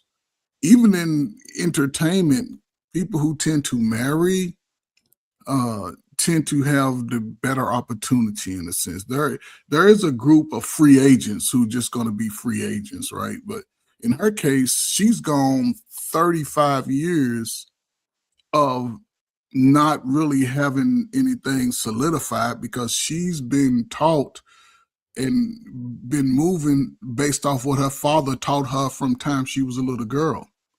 Don't get married, be single, run around in the streets, because guys, she's going to be in the proximity of guys.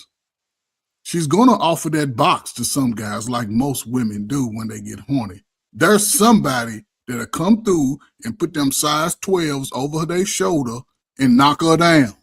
But he's going to move around. And she understands that now. She's in a position of senior leadership. She's a first sergeant, JT. She's a first sergeant. But what I'm saying is, she has an army of one. But what I'm saying is her command, the message that she's sending to her troops, the younger women, the women who are on the fence about being married, the women that say, is there a good man out there? Don't marry that nigga because he's a slave runner. Coach Hurt, I want you to hold that thought because while y'all were talking, I got quiet over here because I was researching something, and I had to go in my research bag, and I want this for Mr. Chosen too. I want you guys to see this interview video, because this is you just got to see it for yourself. I can't even give you no. Watch this.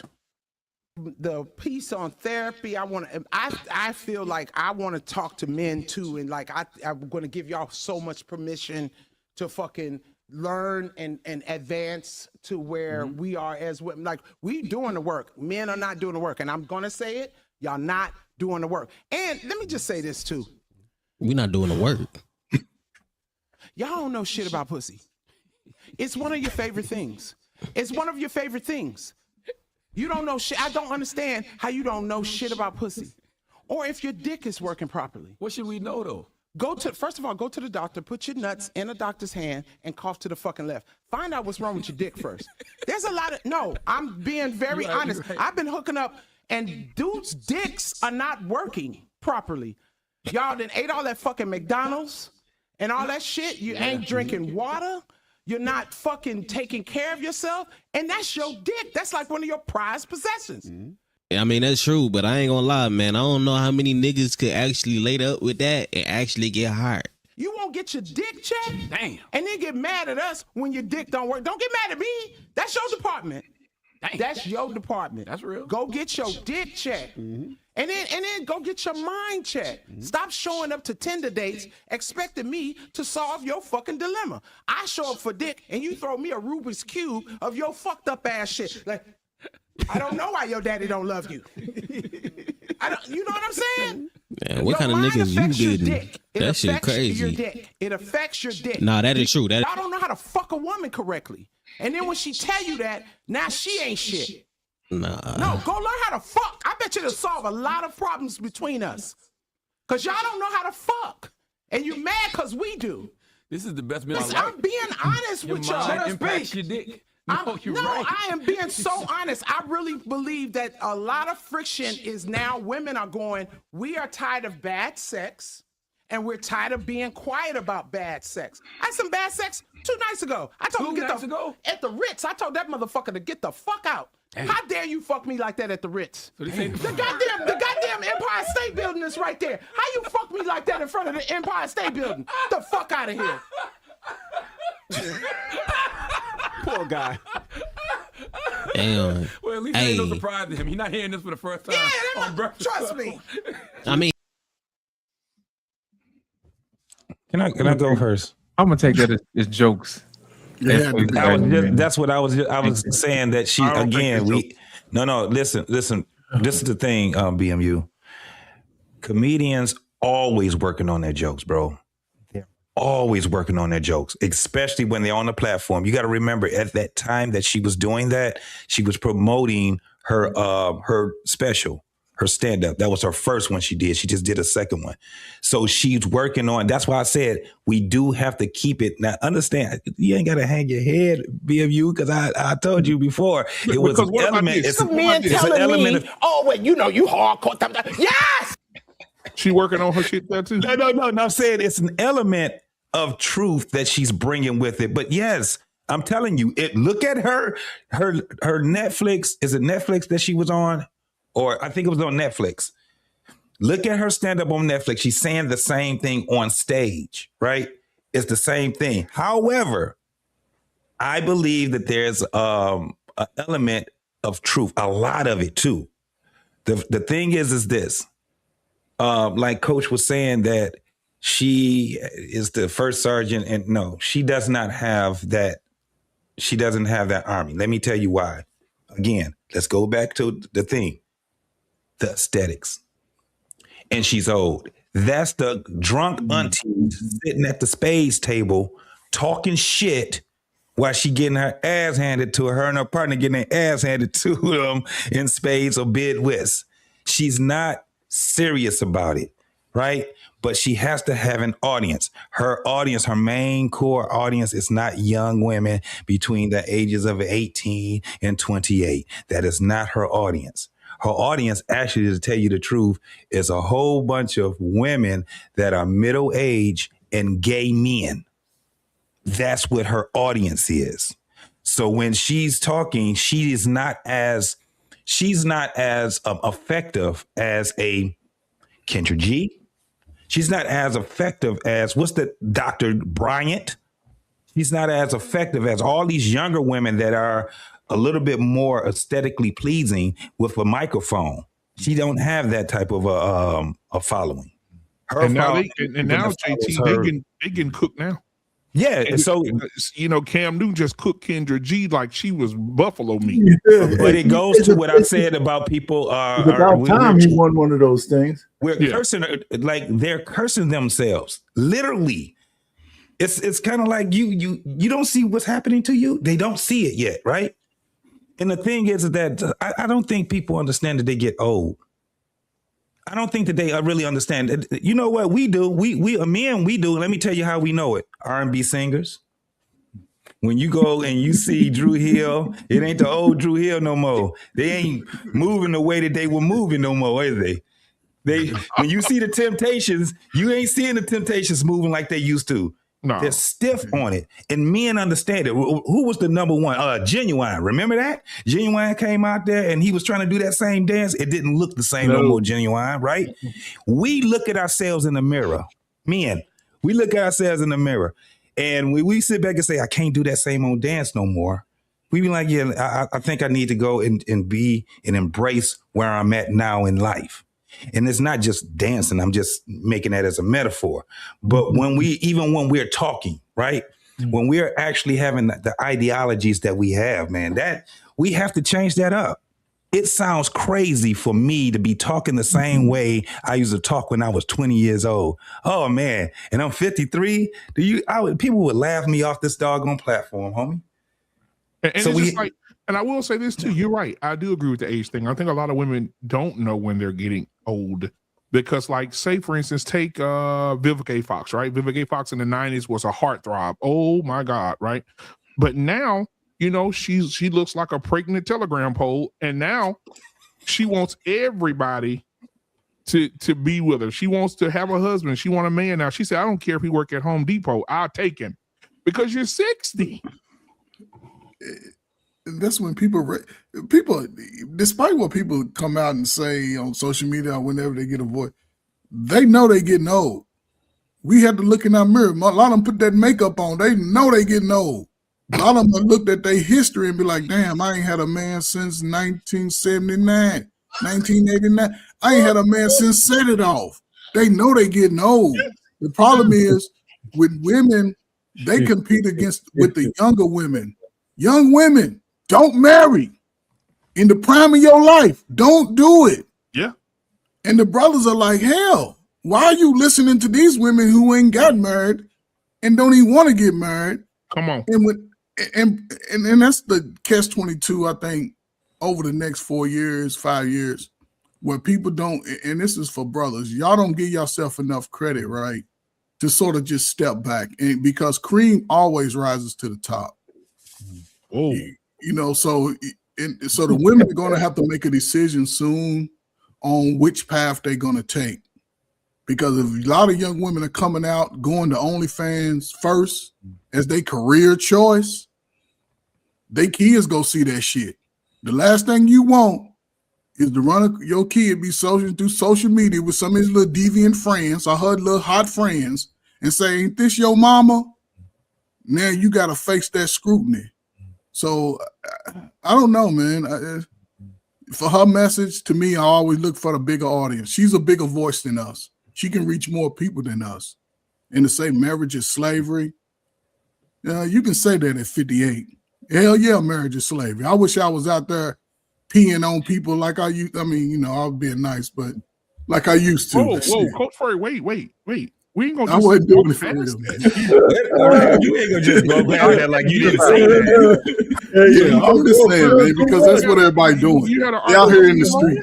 Listen, they out here in the streets just pissing everywhere and telling everybody that they pissed on. Seems like you're ready. Yeah. Seems like you're ready. It's different, man. Stay away from the R. Kelly and P. I'm glad I grew up before. I was glad I was an adult before they gave us R. Kelly and P. Diddy, because there's been a whole bunch of don't get married, but have sex, not committed sex. Don't fix nothing. Don't build nothing. Just take. That shit plays out real quick.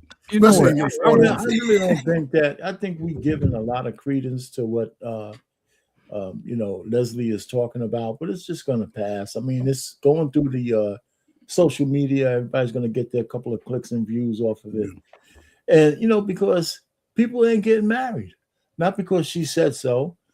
I think the dynamic to change that is still in the wings somewhere. Economics is starting to change some of that, but those marriages are based on convenience and not really anything more. So they're not going to last, right? Because people are going to need each other. So they're really just partnering up so they could pay bills. So I just don't know where we are. It doesn't help to hear Leslie Jones. The fact is that the way and I know this is not fair, but if she was the prettiest woman in the world saying that hits different than somebody who's kind of a booger bear, okay?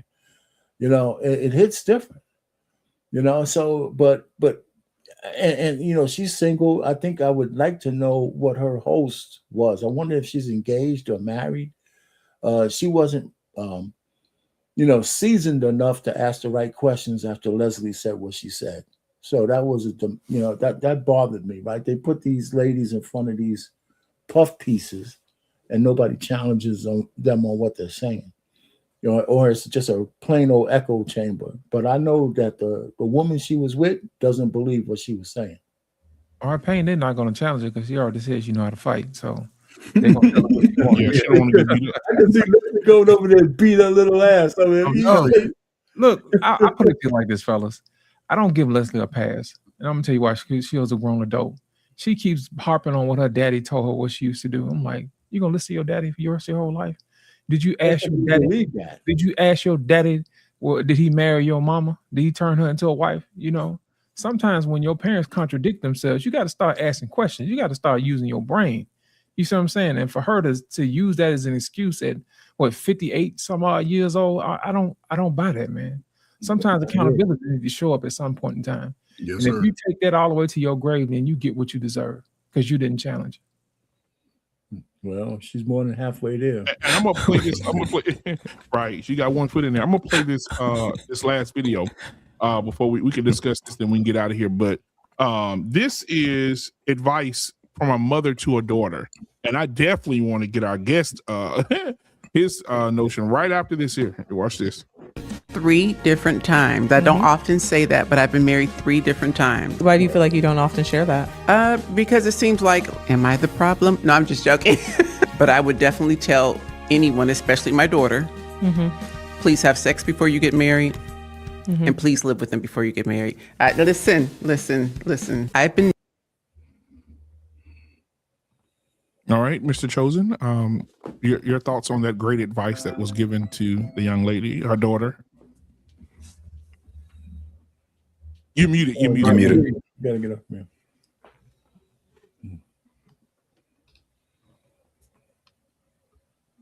Say something. No, we can't hear you. Can't hear you. What about now? Yeah. There you go. Yeah. Same thing. My sound settings reset. The fact that she's been married 3 times, I probably wouldn't take very much advice seriously from her. That's to start. Listen, when the worst advice you could give a woman is to live with a man before marriage, because men are truly dogs, and we can be dogs, and there's no incentive to marry a woman if she's going to live with you without having to marry her first. Right? There's no incentive for a lot of men, and I think a lot of men will take advantage of that. And it's terrible, because I think a lot of men should mature on that front and understand I'm not gonna date a 26-year-old woman for 5 years without having a plan as to what I'm gonna do in those 5 years. A 26-year-old woman is in her peak, opportunity, what she has to offer the world in terms of becoming a mother, being a loving wife. For a man to want to go and rob a woman of that, of those prime years, he's got to grow up and mature. And, I think there's a lot to be said about men taking advantage of women in that regard. But that type of advice, tell a woman to give herself to a man without, any certainty of marriage, I just think is plain bad advice. So, women of that age have been giving bad advice to younger women for decades. It's not just, and listen, and I agree. The only thing I would say about men, they will waste women's time, but there's a difference between willfully doing it and just doing it because she's there for convenience and giving you all the, bennies of a wife without you having to go through the final straw to actually marry her. Sometimes it's just the time just passes. But some men are nefarious about it. But I think most men just, if she's here and we're together, they ain't thinking about the woman's clock. They're not. Yeah. So maybe they should. I'm not saying they shouldn't, but most of them aren't. Everybody's thinking about themselves, and we got more time than women inherently, right, because of biology. So yeah, but you have to inform women.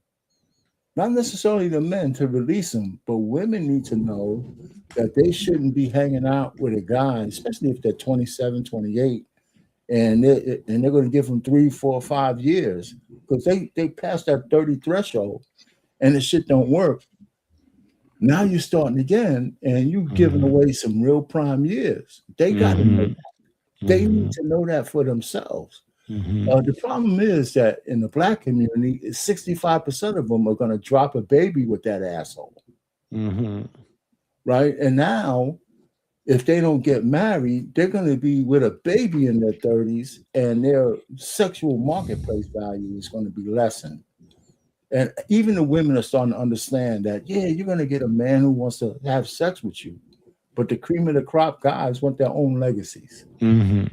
Right. So women have to be on point for that. They can't keep putting that shit off on men, even though men have a responsibility, but you got to have your own agency of your own body and your own choices. And I think we relieve women of that agency too often by putting it on men. Or because we're leaders and shit. Get the fuck out of here, man. You got the box. You need to guard that shit like you're a champion.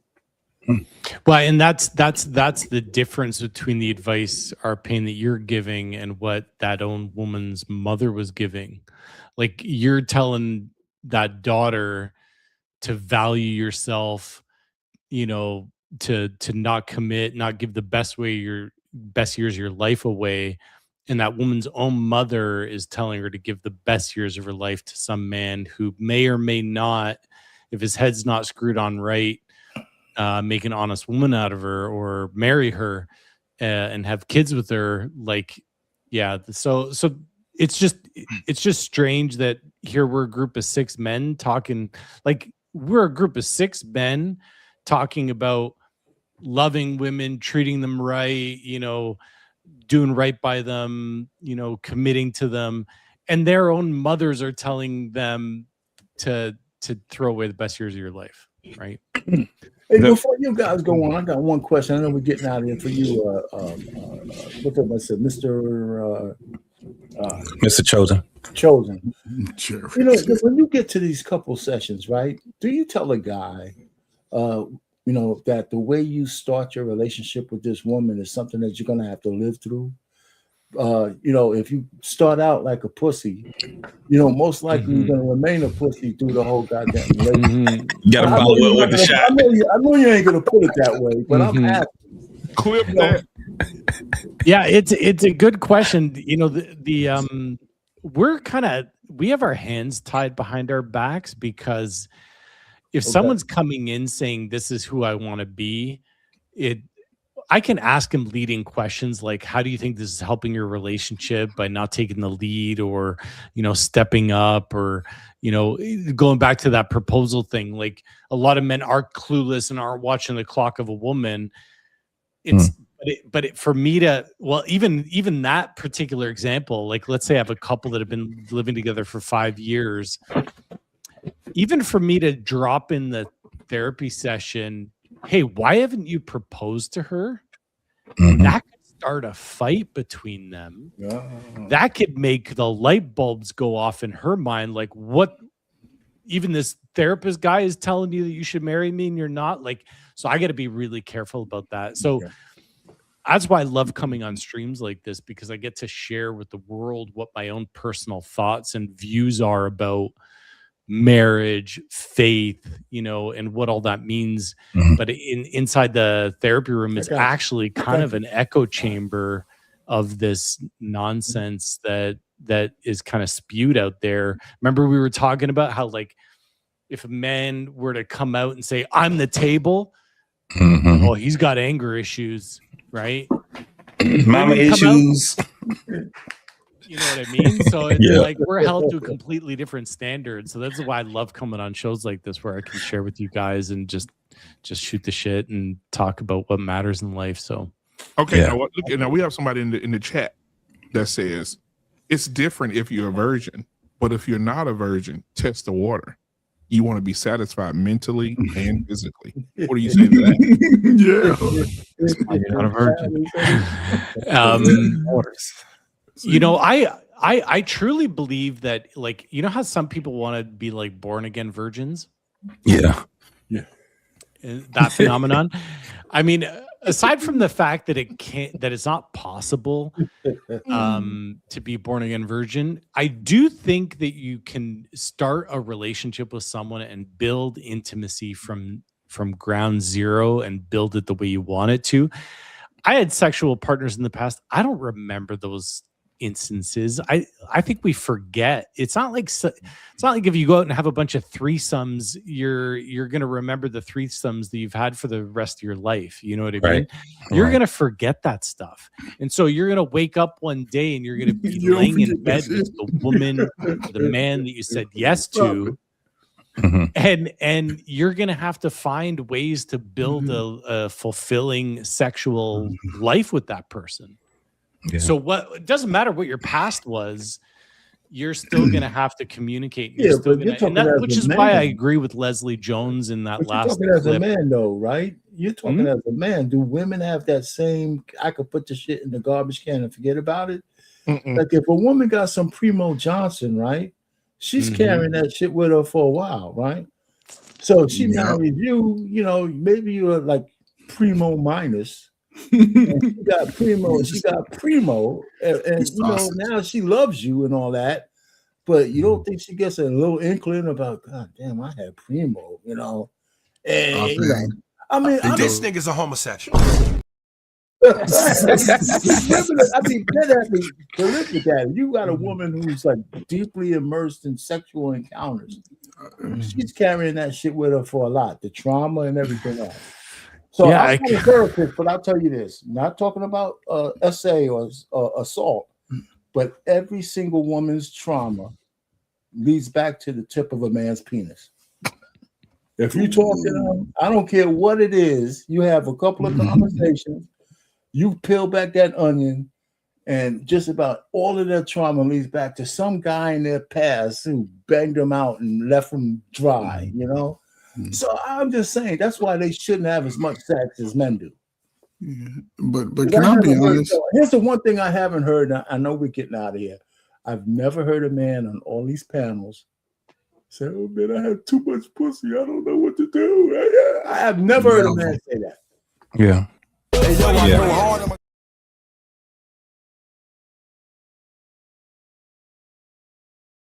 Yes. And the I don't know. I already know. Mr. Chosen, what do you have to say about Arpane's therapeutic words of every woman's trauma is when you peel back the onion, there's the head of a penis there. Yeah, I mean, I think there's a lot of truth to that. I actually wrote that down. I may use that. He got that in his history too. I think there's a lot of truth to that.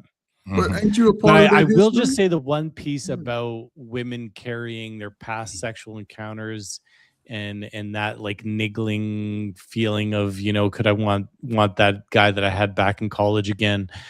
Yeah, I definitely think that's a possibility. But I also think a lot of women, they're willing to have a conversation about how to build a good intimate relationship, and which is why I think what Leslie Jones was saying is actually there's a lot of truth to that men should really be asking themselves, how can I make my dick work better? How can I take care of my health? Because, you know, it's interesting. All of us men, I don't know how many of you guys have long-term partners or whatnot, but anytime I say to my wife, "Oh, I went to the gym today," she's my biggest cheerleader. "Oh, I'm going to eat clean this week." Women just really want us to take care of ourselves, right? And they'll go out of their way to help us, but we got to be willing to do the work ourselves. So yeah, but you got to an age of maturity when they realized that, right? You already said you had a past. You was busting them down too when you was in college.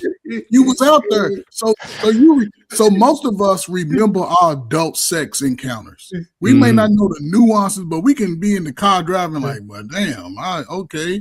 So let's be real with that, because we men, right? We don't forget. We never, just like most women don't forget the man who was knocking her down.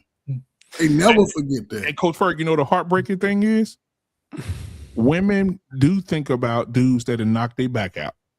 And sometimes you're dating these women, sometimes you're married to these women, sometimes you're in a committed relationship with these women. And like you said, they could be riding in the car and be like, and you be like, "What's wrong?" She said, "No, I got a migraine." And she's thinking about, I just had a flashback.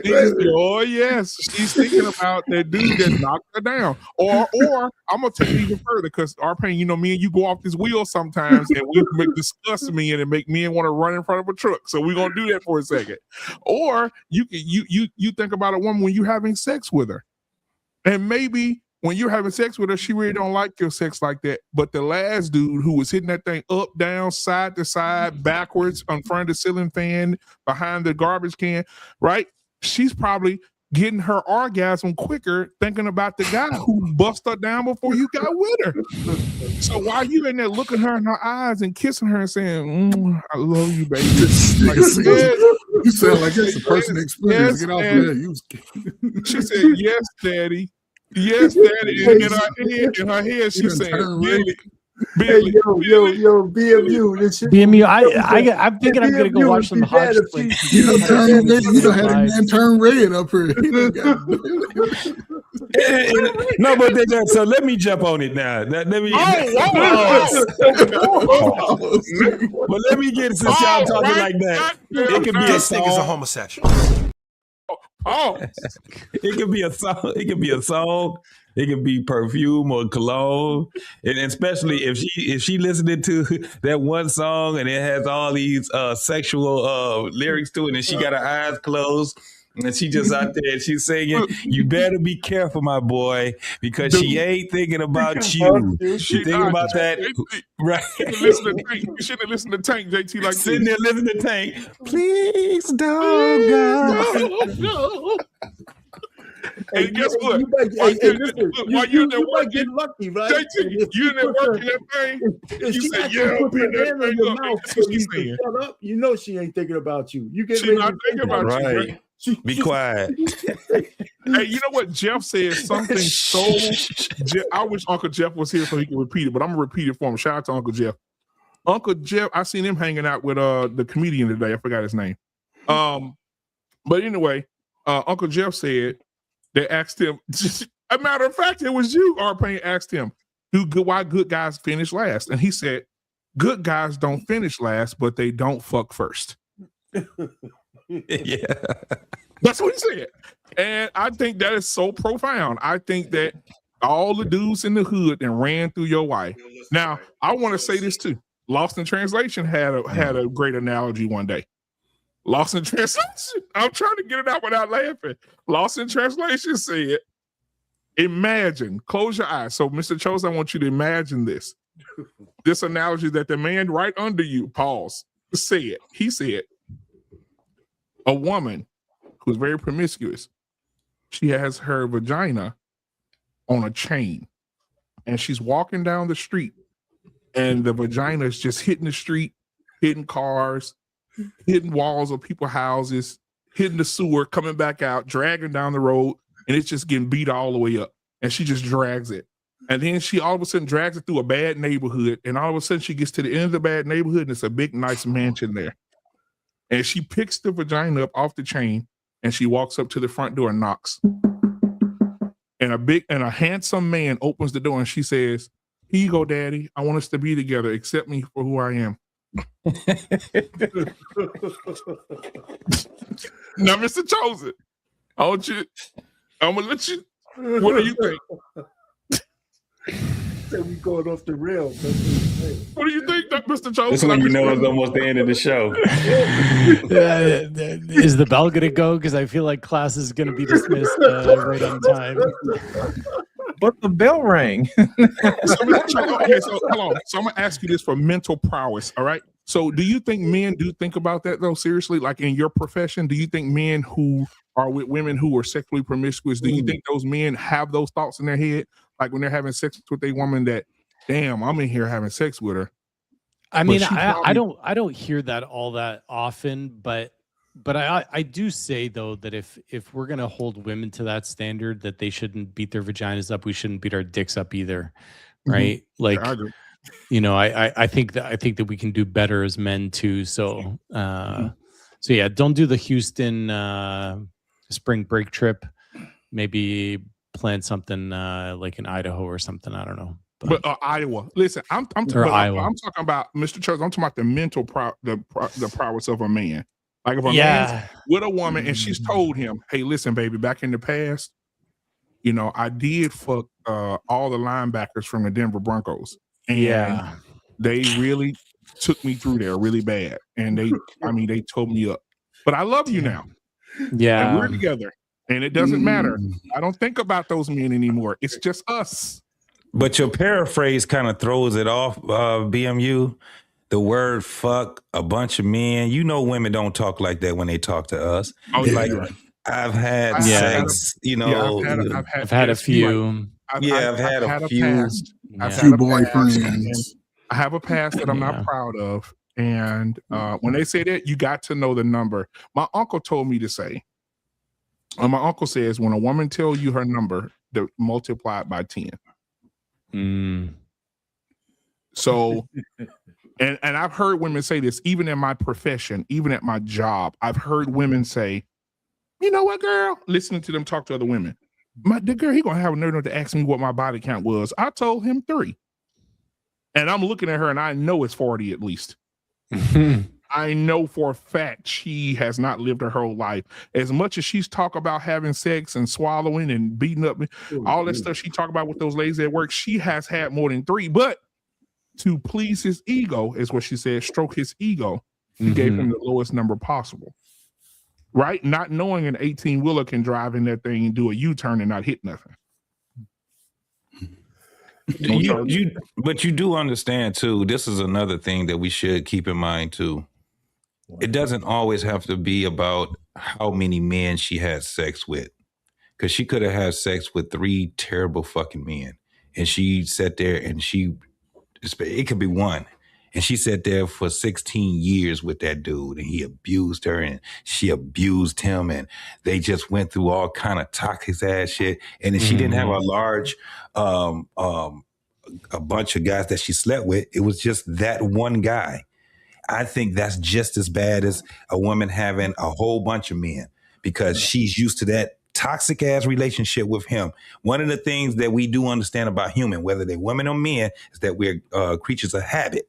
And one of the things I learned about women when I'm in a relationship with them is to look out for them bringing their other relationship in with me and them, right?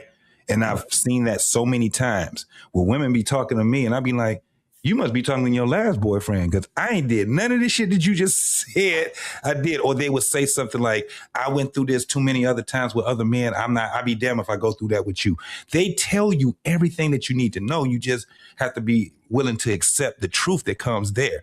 So it doesn't have to be that she has slept with a whole bunch of men. It could be one dude that sat there and slutted her out so damn bad where they got threesomes going on. She done had a train ran on her. She done, it's all kind of stuff that they did. And it could have been that one guy.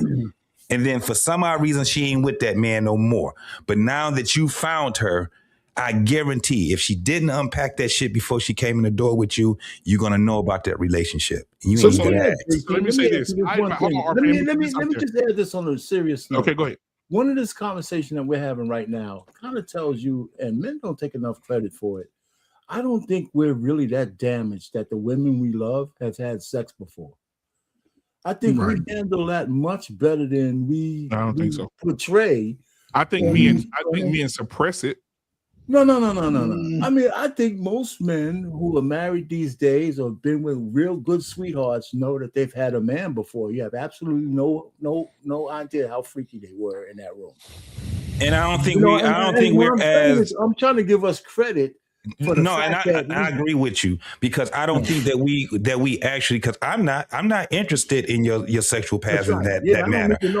I know what you're going to tell me, and I don't know if I'm gonna be ready for when you tell me that shit. They tell you everything. Right. They tell you if they don't, that means that they don't trust you and they don't like your ass. A woman that gets comfortable, she gonna tell you everything you need to know. I want to advise y'all to go do this. There's a documentary show or whatever on Netflix called Sex Life. And this there's this very successful man who's making a lot of money, got a big house. He has a housewife. They have children, great family. One day, the husband went in the kitchen and the wife left her laptop open with her journal in it. And he opened it and started reading the journal.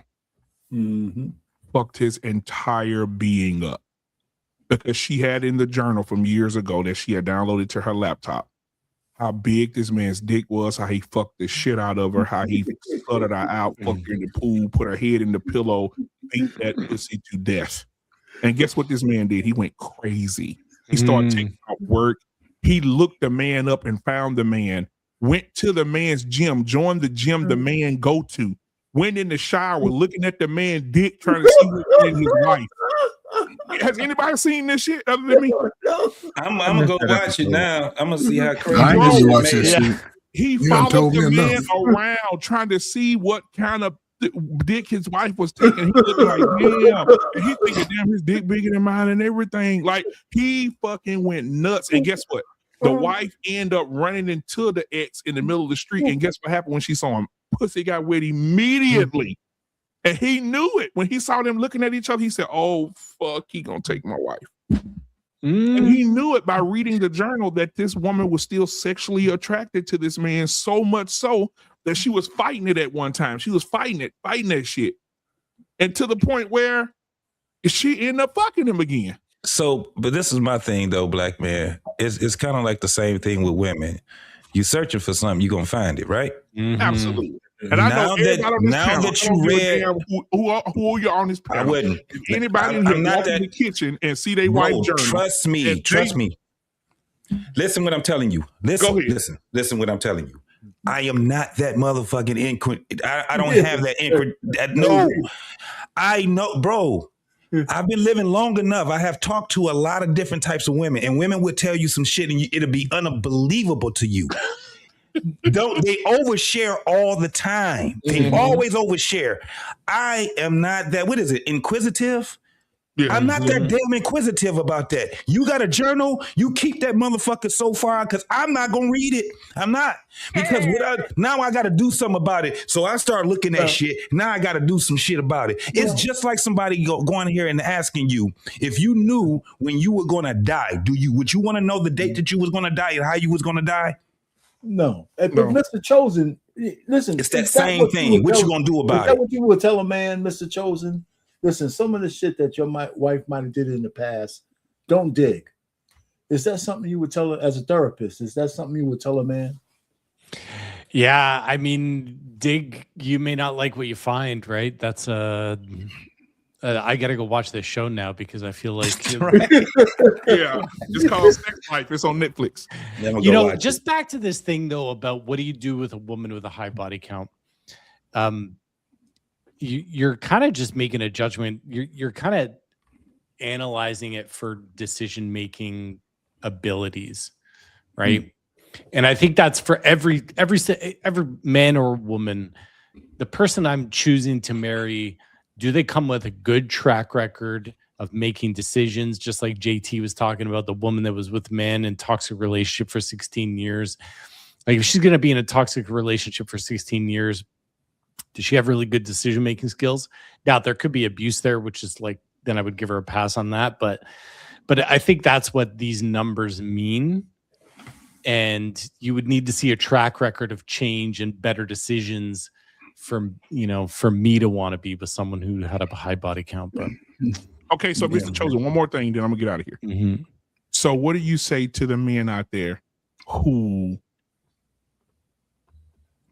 know that, say, let me give you an example. Right? I'm trying not to laugh because I know I'm trying not to look at our pain because he's gonna make me laugh because we do this all the time. So what happens when you get a guy that really knows his girl's sexual past and all the things that he knows that she did for the last man, she never does it for him? That's real. That's real shit. So I know you see that's real shit, right? That happens already. I get people out talking about that all the time. Please talk about it. Please go ahead. Oh, that stuff is the stuff that hurts a man, because I mean, there's nothing like comparing your current guy to the guy that buried your head in the pillow. But then the guy that buried your wife's head in the pillow was so good that she didn't want to ruin the memory by letting you try. That's real hard. Listen, Mr. Dave, that's some real. Go ahead, finish. Clip that shit right there. Go ahead. Bro, he just hit the nail on the head. The reason that they won't let you do it because they don't want to fuck up their memory from the last nigga that did it. That's cool. I'm not clip that one for me, please. Clip that, bro. Oh shit. Go ahead. The floor is yours, sir. Walk away. But that's the real shit though. Like I think that's where the pain sets in. Oh. And so my thought is though, what's really going on in those circumstances is for a woman to shut the tap off for her current husband and to not go to that same place, I think it speaks to a lack of likability that she has for her husband. I think she's not fond of him, doesn't desire him, doesn't respect him, doesn't admire him. I think that's the reason why she says no. Because, like, you know, going back to this thing, like, BMU, when you were talking about, like, you know, having sex with a woman, with your woman, and thinking about that girl that you hit back in college and stuff like that, I think when you've found your wife, the mother of your kids, this woman that God put on the earth for you to meet and to marry and to be happily ever after, like, I'm blessed. I found that woman. I've said to my wife, if anything happens to her, I won't touch another woman until the day I die, because I know she'll be waiting for me in heaven. So I don't think that you have to lose the dream of having that type of love. And even if you find yourself in a marriage where it's stalled and maybe things aren't the way, I think you can get it back. I mean, I wouldn't do the work I'd do now if I didn't believe you can get it back. I think you can pour your love and everything you have into a woman. But the nice thing is that as men, when we pour into a woman this way, we get to ask them to pour it right back into us. And this is where a lot of men sleep on this opportunity, because you go to my Instagram feed, I tell men, be a better man, communicate, speak her language, make her feel chosen, make her feel cherished. I throw men under the bus all the time. But I say, when you do that, you maintain that moral high ground, and you can call her to be the best version of herself. So what you put in, she should be putting in the same. So, but yeah, I think if she's not letting you hit it like the guy in college, it's probably because she doesn't like you. That's like that. That means Hey, you know how many men sitting in front of their screen right now, or sitting in the car looking at their phone doing this? Hey, that's because he didn't do his homework. That's right. Exactly. I tell guys like this, man, you might want to hold off on having sex, man. I'm gonna tell you why. Let the oxytocin wear off, so you know exactly what you're getting yourself into. You know, when the love hormones is flying, you overlook certain things. You know what I mean? You would have known she like Mr. Johnson St. Jock before you met her if you had to did your research. You see what I'm saying? So, or Lost. Let me ask you this, Lost, and Mr. Chose, all y'all. So, say for instance, you are intimate with your woman, and you want to do something different, like, or just something simple. Like, hey, let me turn my heater front and back. And she like, I don't do that no more. It gives me bad memories. I can get somebody else to do it. Don't worry, I can get what happened? No, you're gonna clip that, aren't you? I am. Make sure you drop it and share it. I will. Oh man, these I don't know are the if I'm things. putting it on my main feed, but I'll find some place to He share. didn't do his job. These are the things, and I'm me out of what I want. Yeah, exactly. these are the things that they tell you, bro. I'm telling you, women, like guys, I don't think a lot of guys listen to women. I don't even think that they talk to women so they can actually get the information out. That's why when they sit here talking about how many you got in the body count and how you ain't got to ask or nothing. Have conversation, especially when it comes down to taking her places, things that where because they internalizes all the memories. They got that's who take all the pictures. That's who write all in a journal. That's who they do all of this stuff because they love those moments. And I just think that when a woman, the older she is and she's still out here in that doggone dating field, she's going to have more and more experiences, and she's going to run up with St. Jock. And he's going to flip it. Now, understand this. The difference between us and women is this. We are not putting sexual compromise positions. They are. And a man don't want to picture his woman being pressled and her damn knees is to her ears and she's screaming for God have mercy. He don't want to. He don't want to have to visualize that shit, right? It is things that women will try to say to him, not to get him to visual it. But they mouth is so damn where this is what they do. This one time this guy I used to date. When they say that shit, JT, count how many times they say, like this guy I used to date. Count how many times they say, like this guy I used to date throughout your relationship with them. Count how many times they're telling you their body count then. That's what I mean. If we listen to them and we understand what they're saying, because they talk covertly. But JT, how many men out here are in serious relationships and or married? Let me give you an example. Michael Jordan was the greatest bull to ever play the game, correct? Yes. All right. When Michael Jordan was in Chicago, oh my God, it was just a circus every time he hit the floor, right? And everybody think that was the best player ever came through Chicago. Now, Mike's no longer in Chicago right now, right? Right. But they still have a franchise, correct? Yes. Would that franchise ever be better than Michael Jordan? No. Absolutely not. How many women out here have played with Michael Jordan, but Michael Jordan then retired, he done moved on with his life, and now you coming off the bench at a franchise that people don't even appreciate no more? That's why you can't be so damn inquisitive. Quit being so goddamn nosy. Just think about that shit. You coming off the bench and she's settling. Oh, look at little Pina. Come on, put it in. And the whole time she thinking about Dirty Dungeon, and Dirty Dungeon tore that ass up. I thought about something. I don't know, but I mean, here's my thing, man. What I thought about, he was too busy looking at what she wrote about this other dude. What he should have been doing is looking to see what she said about him.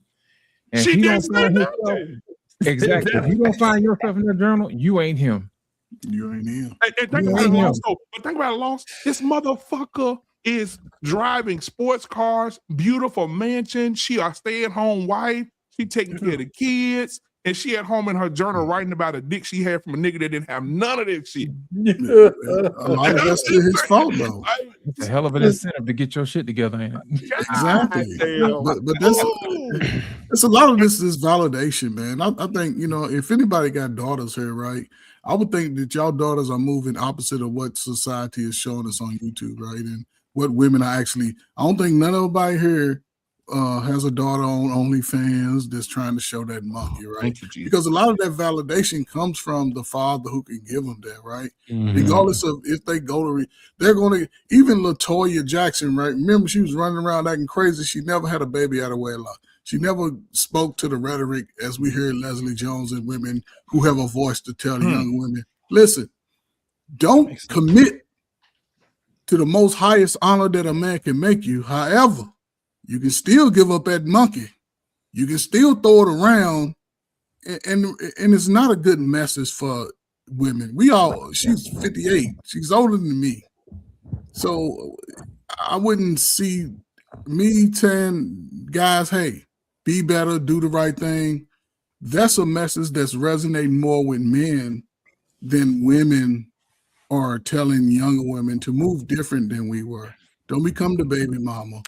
And not necessarily you have to look for a husband early, but however, it's a lot of good men out here. And if they ain't good today, what I mean by good is they ain't at that money level. They're building and growing. Don't discount them early and you're going to go 40, 50 years single, but you still go have that little good dude that ain't got nothing to lose coming through and knocking you down. A woman love a good pipe. And a good pipe is memorable to a lot of women, and some good booty is memorable to a lot of men. So I just think the messaging has to be different from women because, I said about this, because I've seen in the time I've been on YouTube that men are growing to validate themselves. She's just not a good candidate that'll be. She's not effective in the message that she said. I'm just saying she's just one pod into the movement, but she's not. It's kind of like she's kind of like the person that don't know how to play basketball, but they always talking shit about basketball. You know what I'm saying? Mm-hmm. And the only reason why they talking shit is because they can't dunk, they can't shoot a J, but they always come into the damn court. but nobody pick them on the pick 'em up game. They never get picked. So the only thing that they're gonna do is talk shit about that little court over there. Them motherfuckers ain't shit over there. Them niggas don't be picking nobody over there. That's what she is. She's talking about marriage being slavery, but she ain't never been picked to be married. That shit don't sound good. So she's not an effective, right? She's not effective with her message. That's why I was saying the women of the likings of a Kendra G, or the women of the likings, somebody that's more where they got the proof in the pudding that dudes find them attractive, at least find them attractive. They don't find her attractive. Sorry. So she can say whatever the hell she want to say. Kendra G and Dr. Brown ain't married either, so I wouldn't listen to either one of them either. None of the spinsters who are talking all this shit are worth. They shouldn't be saying shit about it. You know, Dr. Right. Brown, I don't care how fine, Dr. Brian and all of them. None of them have kids, and they're not married. And all of this advice. I mean, get the hell out of my face. And yeah, because Dr. Brown, you wipe that makeup off her face. She could definitely be a stunt double for Nightmare Before Christmas. She look like Trey Songz. She look like Trey Songz. Terrible. I don't try to belittle her. She's. I ain't gonna belittle her. I'm just saying, take that makeup. No, you're attracted to the makeup. I'm saying to you, tell her to go ahead and put some Clorox on her napkin. If I was a regular man, I think I'd knock out probably. Yeah, you would love that makeup until you turn over and see the decaying face of Prince next to you. That's the Social Security talking. That don't listen to our pain. That's I don't care. That's the AARP talking. Don't listen to him. I would flip my AARP card out there too. Say, listen, take all I mean, she could get some. I mean, let's be honest. You know, like Leslie Jones, I would have to have like real stage lighting or some shit. Turn the lights off. A strobe light. Nigga to the waist down. You know what I'm saying? I'm gonna say this before we get out of here, Mr. Chosen. Thank you so much for being here tonight, man. I appreciate it, brother. You could come back anytime you want. Oh, I'd love to. It was great hanging with you guys. Fridays, man, and so you come back anytime you want, bro. I'll be sending you invites if you can make it. That'd be great. Would love because you dropped a whole bomb on Baghdad tonight. When you said the reason that women won't let a man do what the last man did is because she don't want to lose the memory of that other man that did it. You don't know. I was gonna put up the suicide hotline number after you said that, because most men may need that tonight as they go to bed. Because I think no man, I don't care who you are, our pain can do all the talking he wants to. No man wants to imagine another man slapping his dick on your wife's face. Why you use my name today? I'm not talking about you specifically. I'm just shit. Flashbacks. I'm not talking about you specifically. Hey, but you know what? I am the only guy up here, and I told you guys this before when my wife was trying to tell me some shit about her past.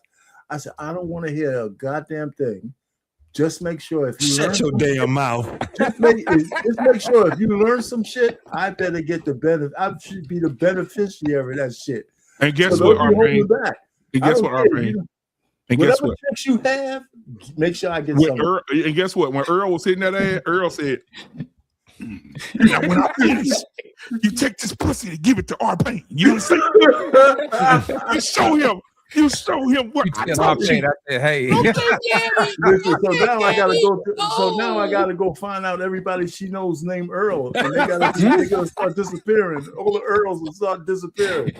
Is it Earl John? Is it Earl Ray? Oh my God! Well, Mr. Chosen, man, I had fun tonight, man. Thank you so much. Yeah, I just want to thank you guys. This was great. It was a ton of fun. I followed you too, man, on IG. Also, I just followed you on IG. Oh, great! IG thank too, you. man. I'll shoot And Mr. Chosen, before you go, can you please tell everybody how to follow you so they can? Yeah, basically, it's my name, Jonathan Van Vegan, over on Instagram. And on Facebook too, people can find me there. And I've got this little YouTube channel that I'm trying to grow every single day, Relationships with Jonathan. So come and find me over there. So absolutely, man. And when you come on, brother, every time you come on, man, we love to share the content with you, man. So like we're doing tonight, brother, so you can stream it over there. And absolutely, bro. So we're here to support. Thank you so much. Lost in Translation. has his own label out right now, man. He popping out music every day like women in Siberia are popping out babies. So Lost in Translation, tell us about this music thing you got going on, my brother. Here's the thing. I got a lot of music going on, and the music I'm making now is to help relationships better. I kind of like to take the message of how to heal one another and put it to a beat. You know what I mean? Just something somebody can remember. And the label that I have out now is Lit Records. And I got two artists, Indigo Major and Agent Minor is a guy and a girl. We go back and forth, and they talk about different things, about different relationships. They're out on Spotify, Apple Music. Indigo Major's album is called the Major Soul Project. And Agent Minor is A Table for One. So it's on Apple Music, Spotify, and everywhere else. It's out. And I also got a couple of gospel albums coming out too, this Friday and next Friday. And also working on a rap album as well. So no genre of music is safe for me.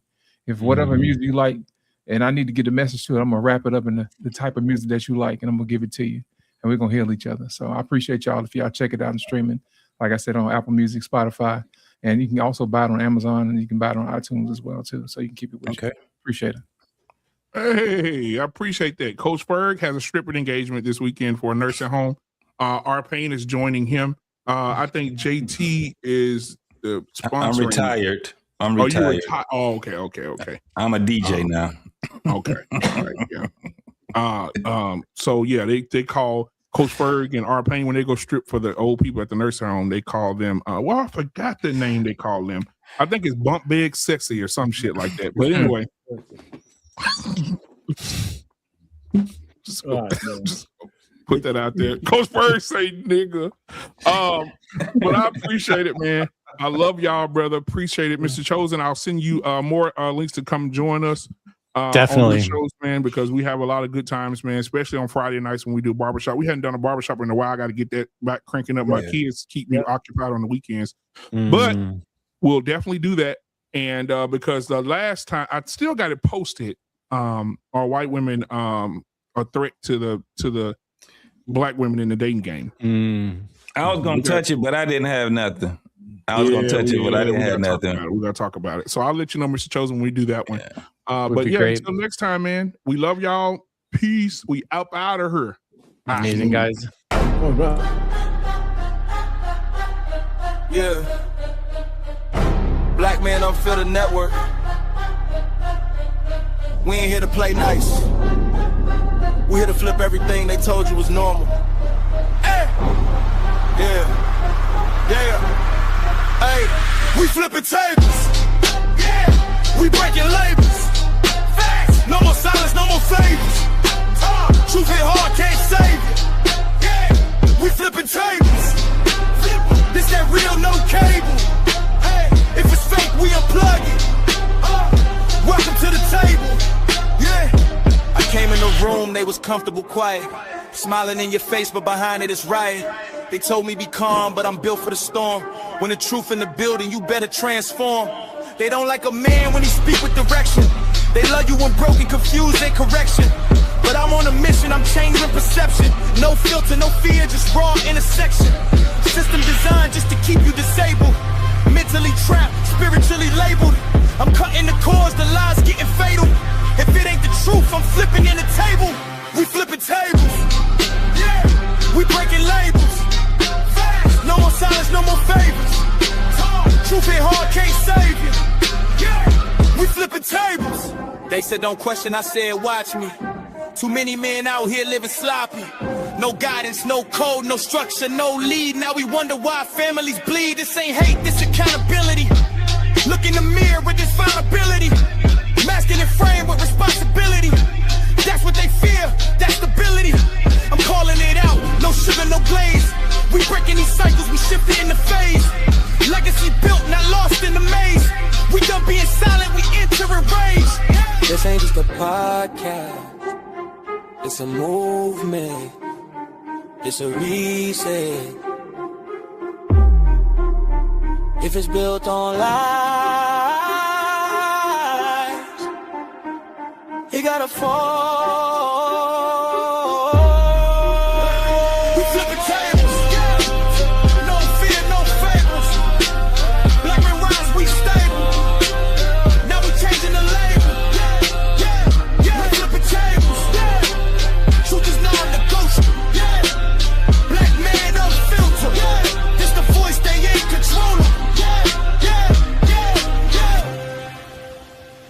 Flippin' Tables podcast. Black Man Unfiltered Network.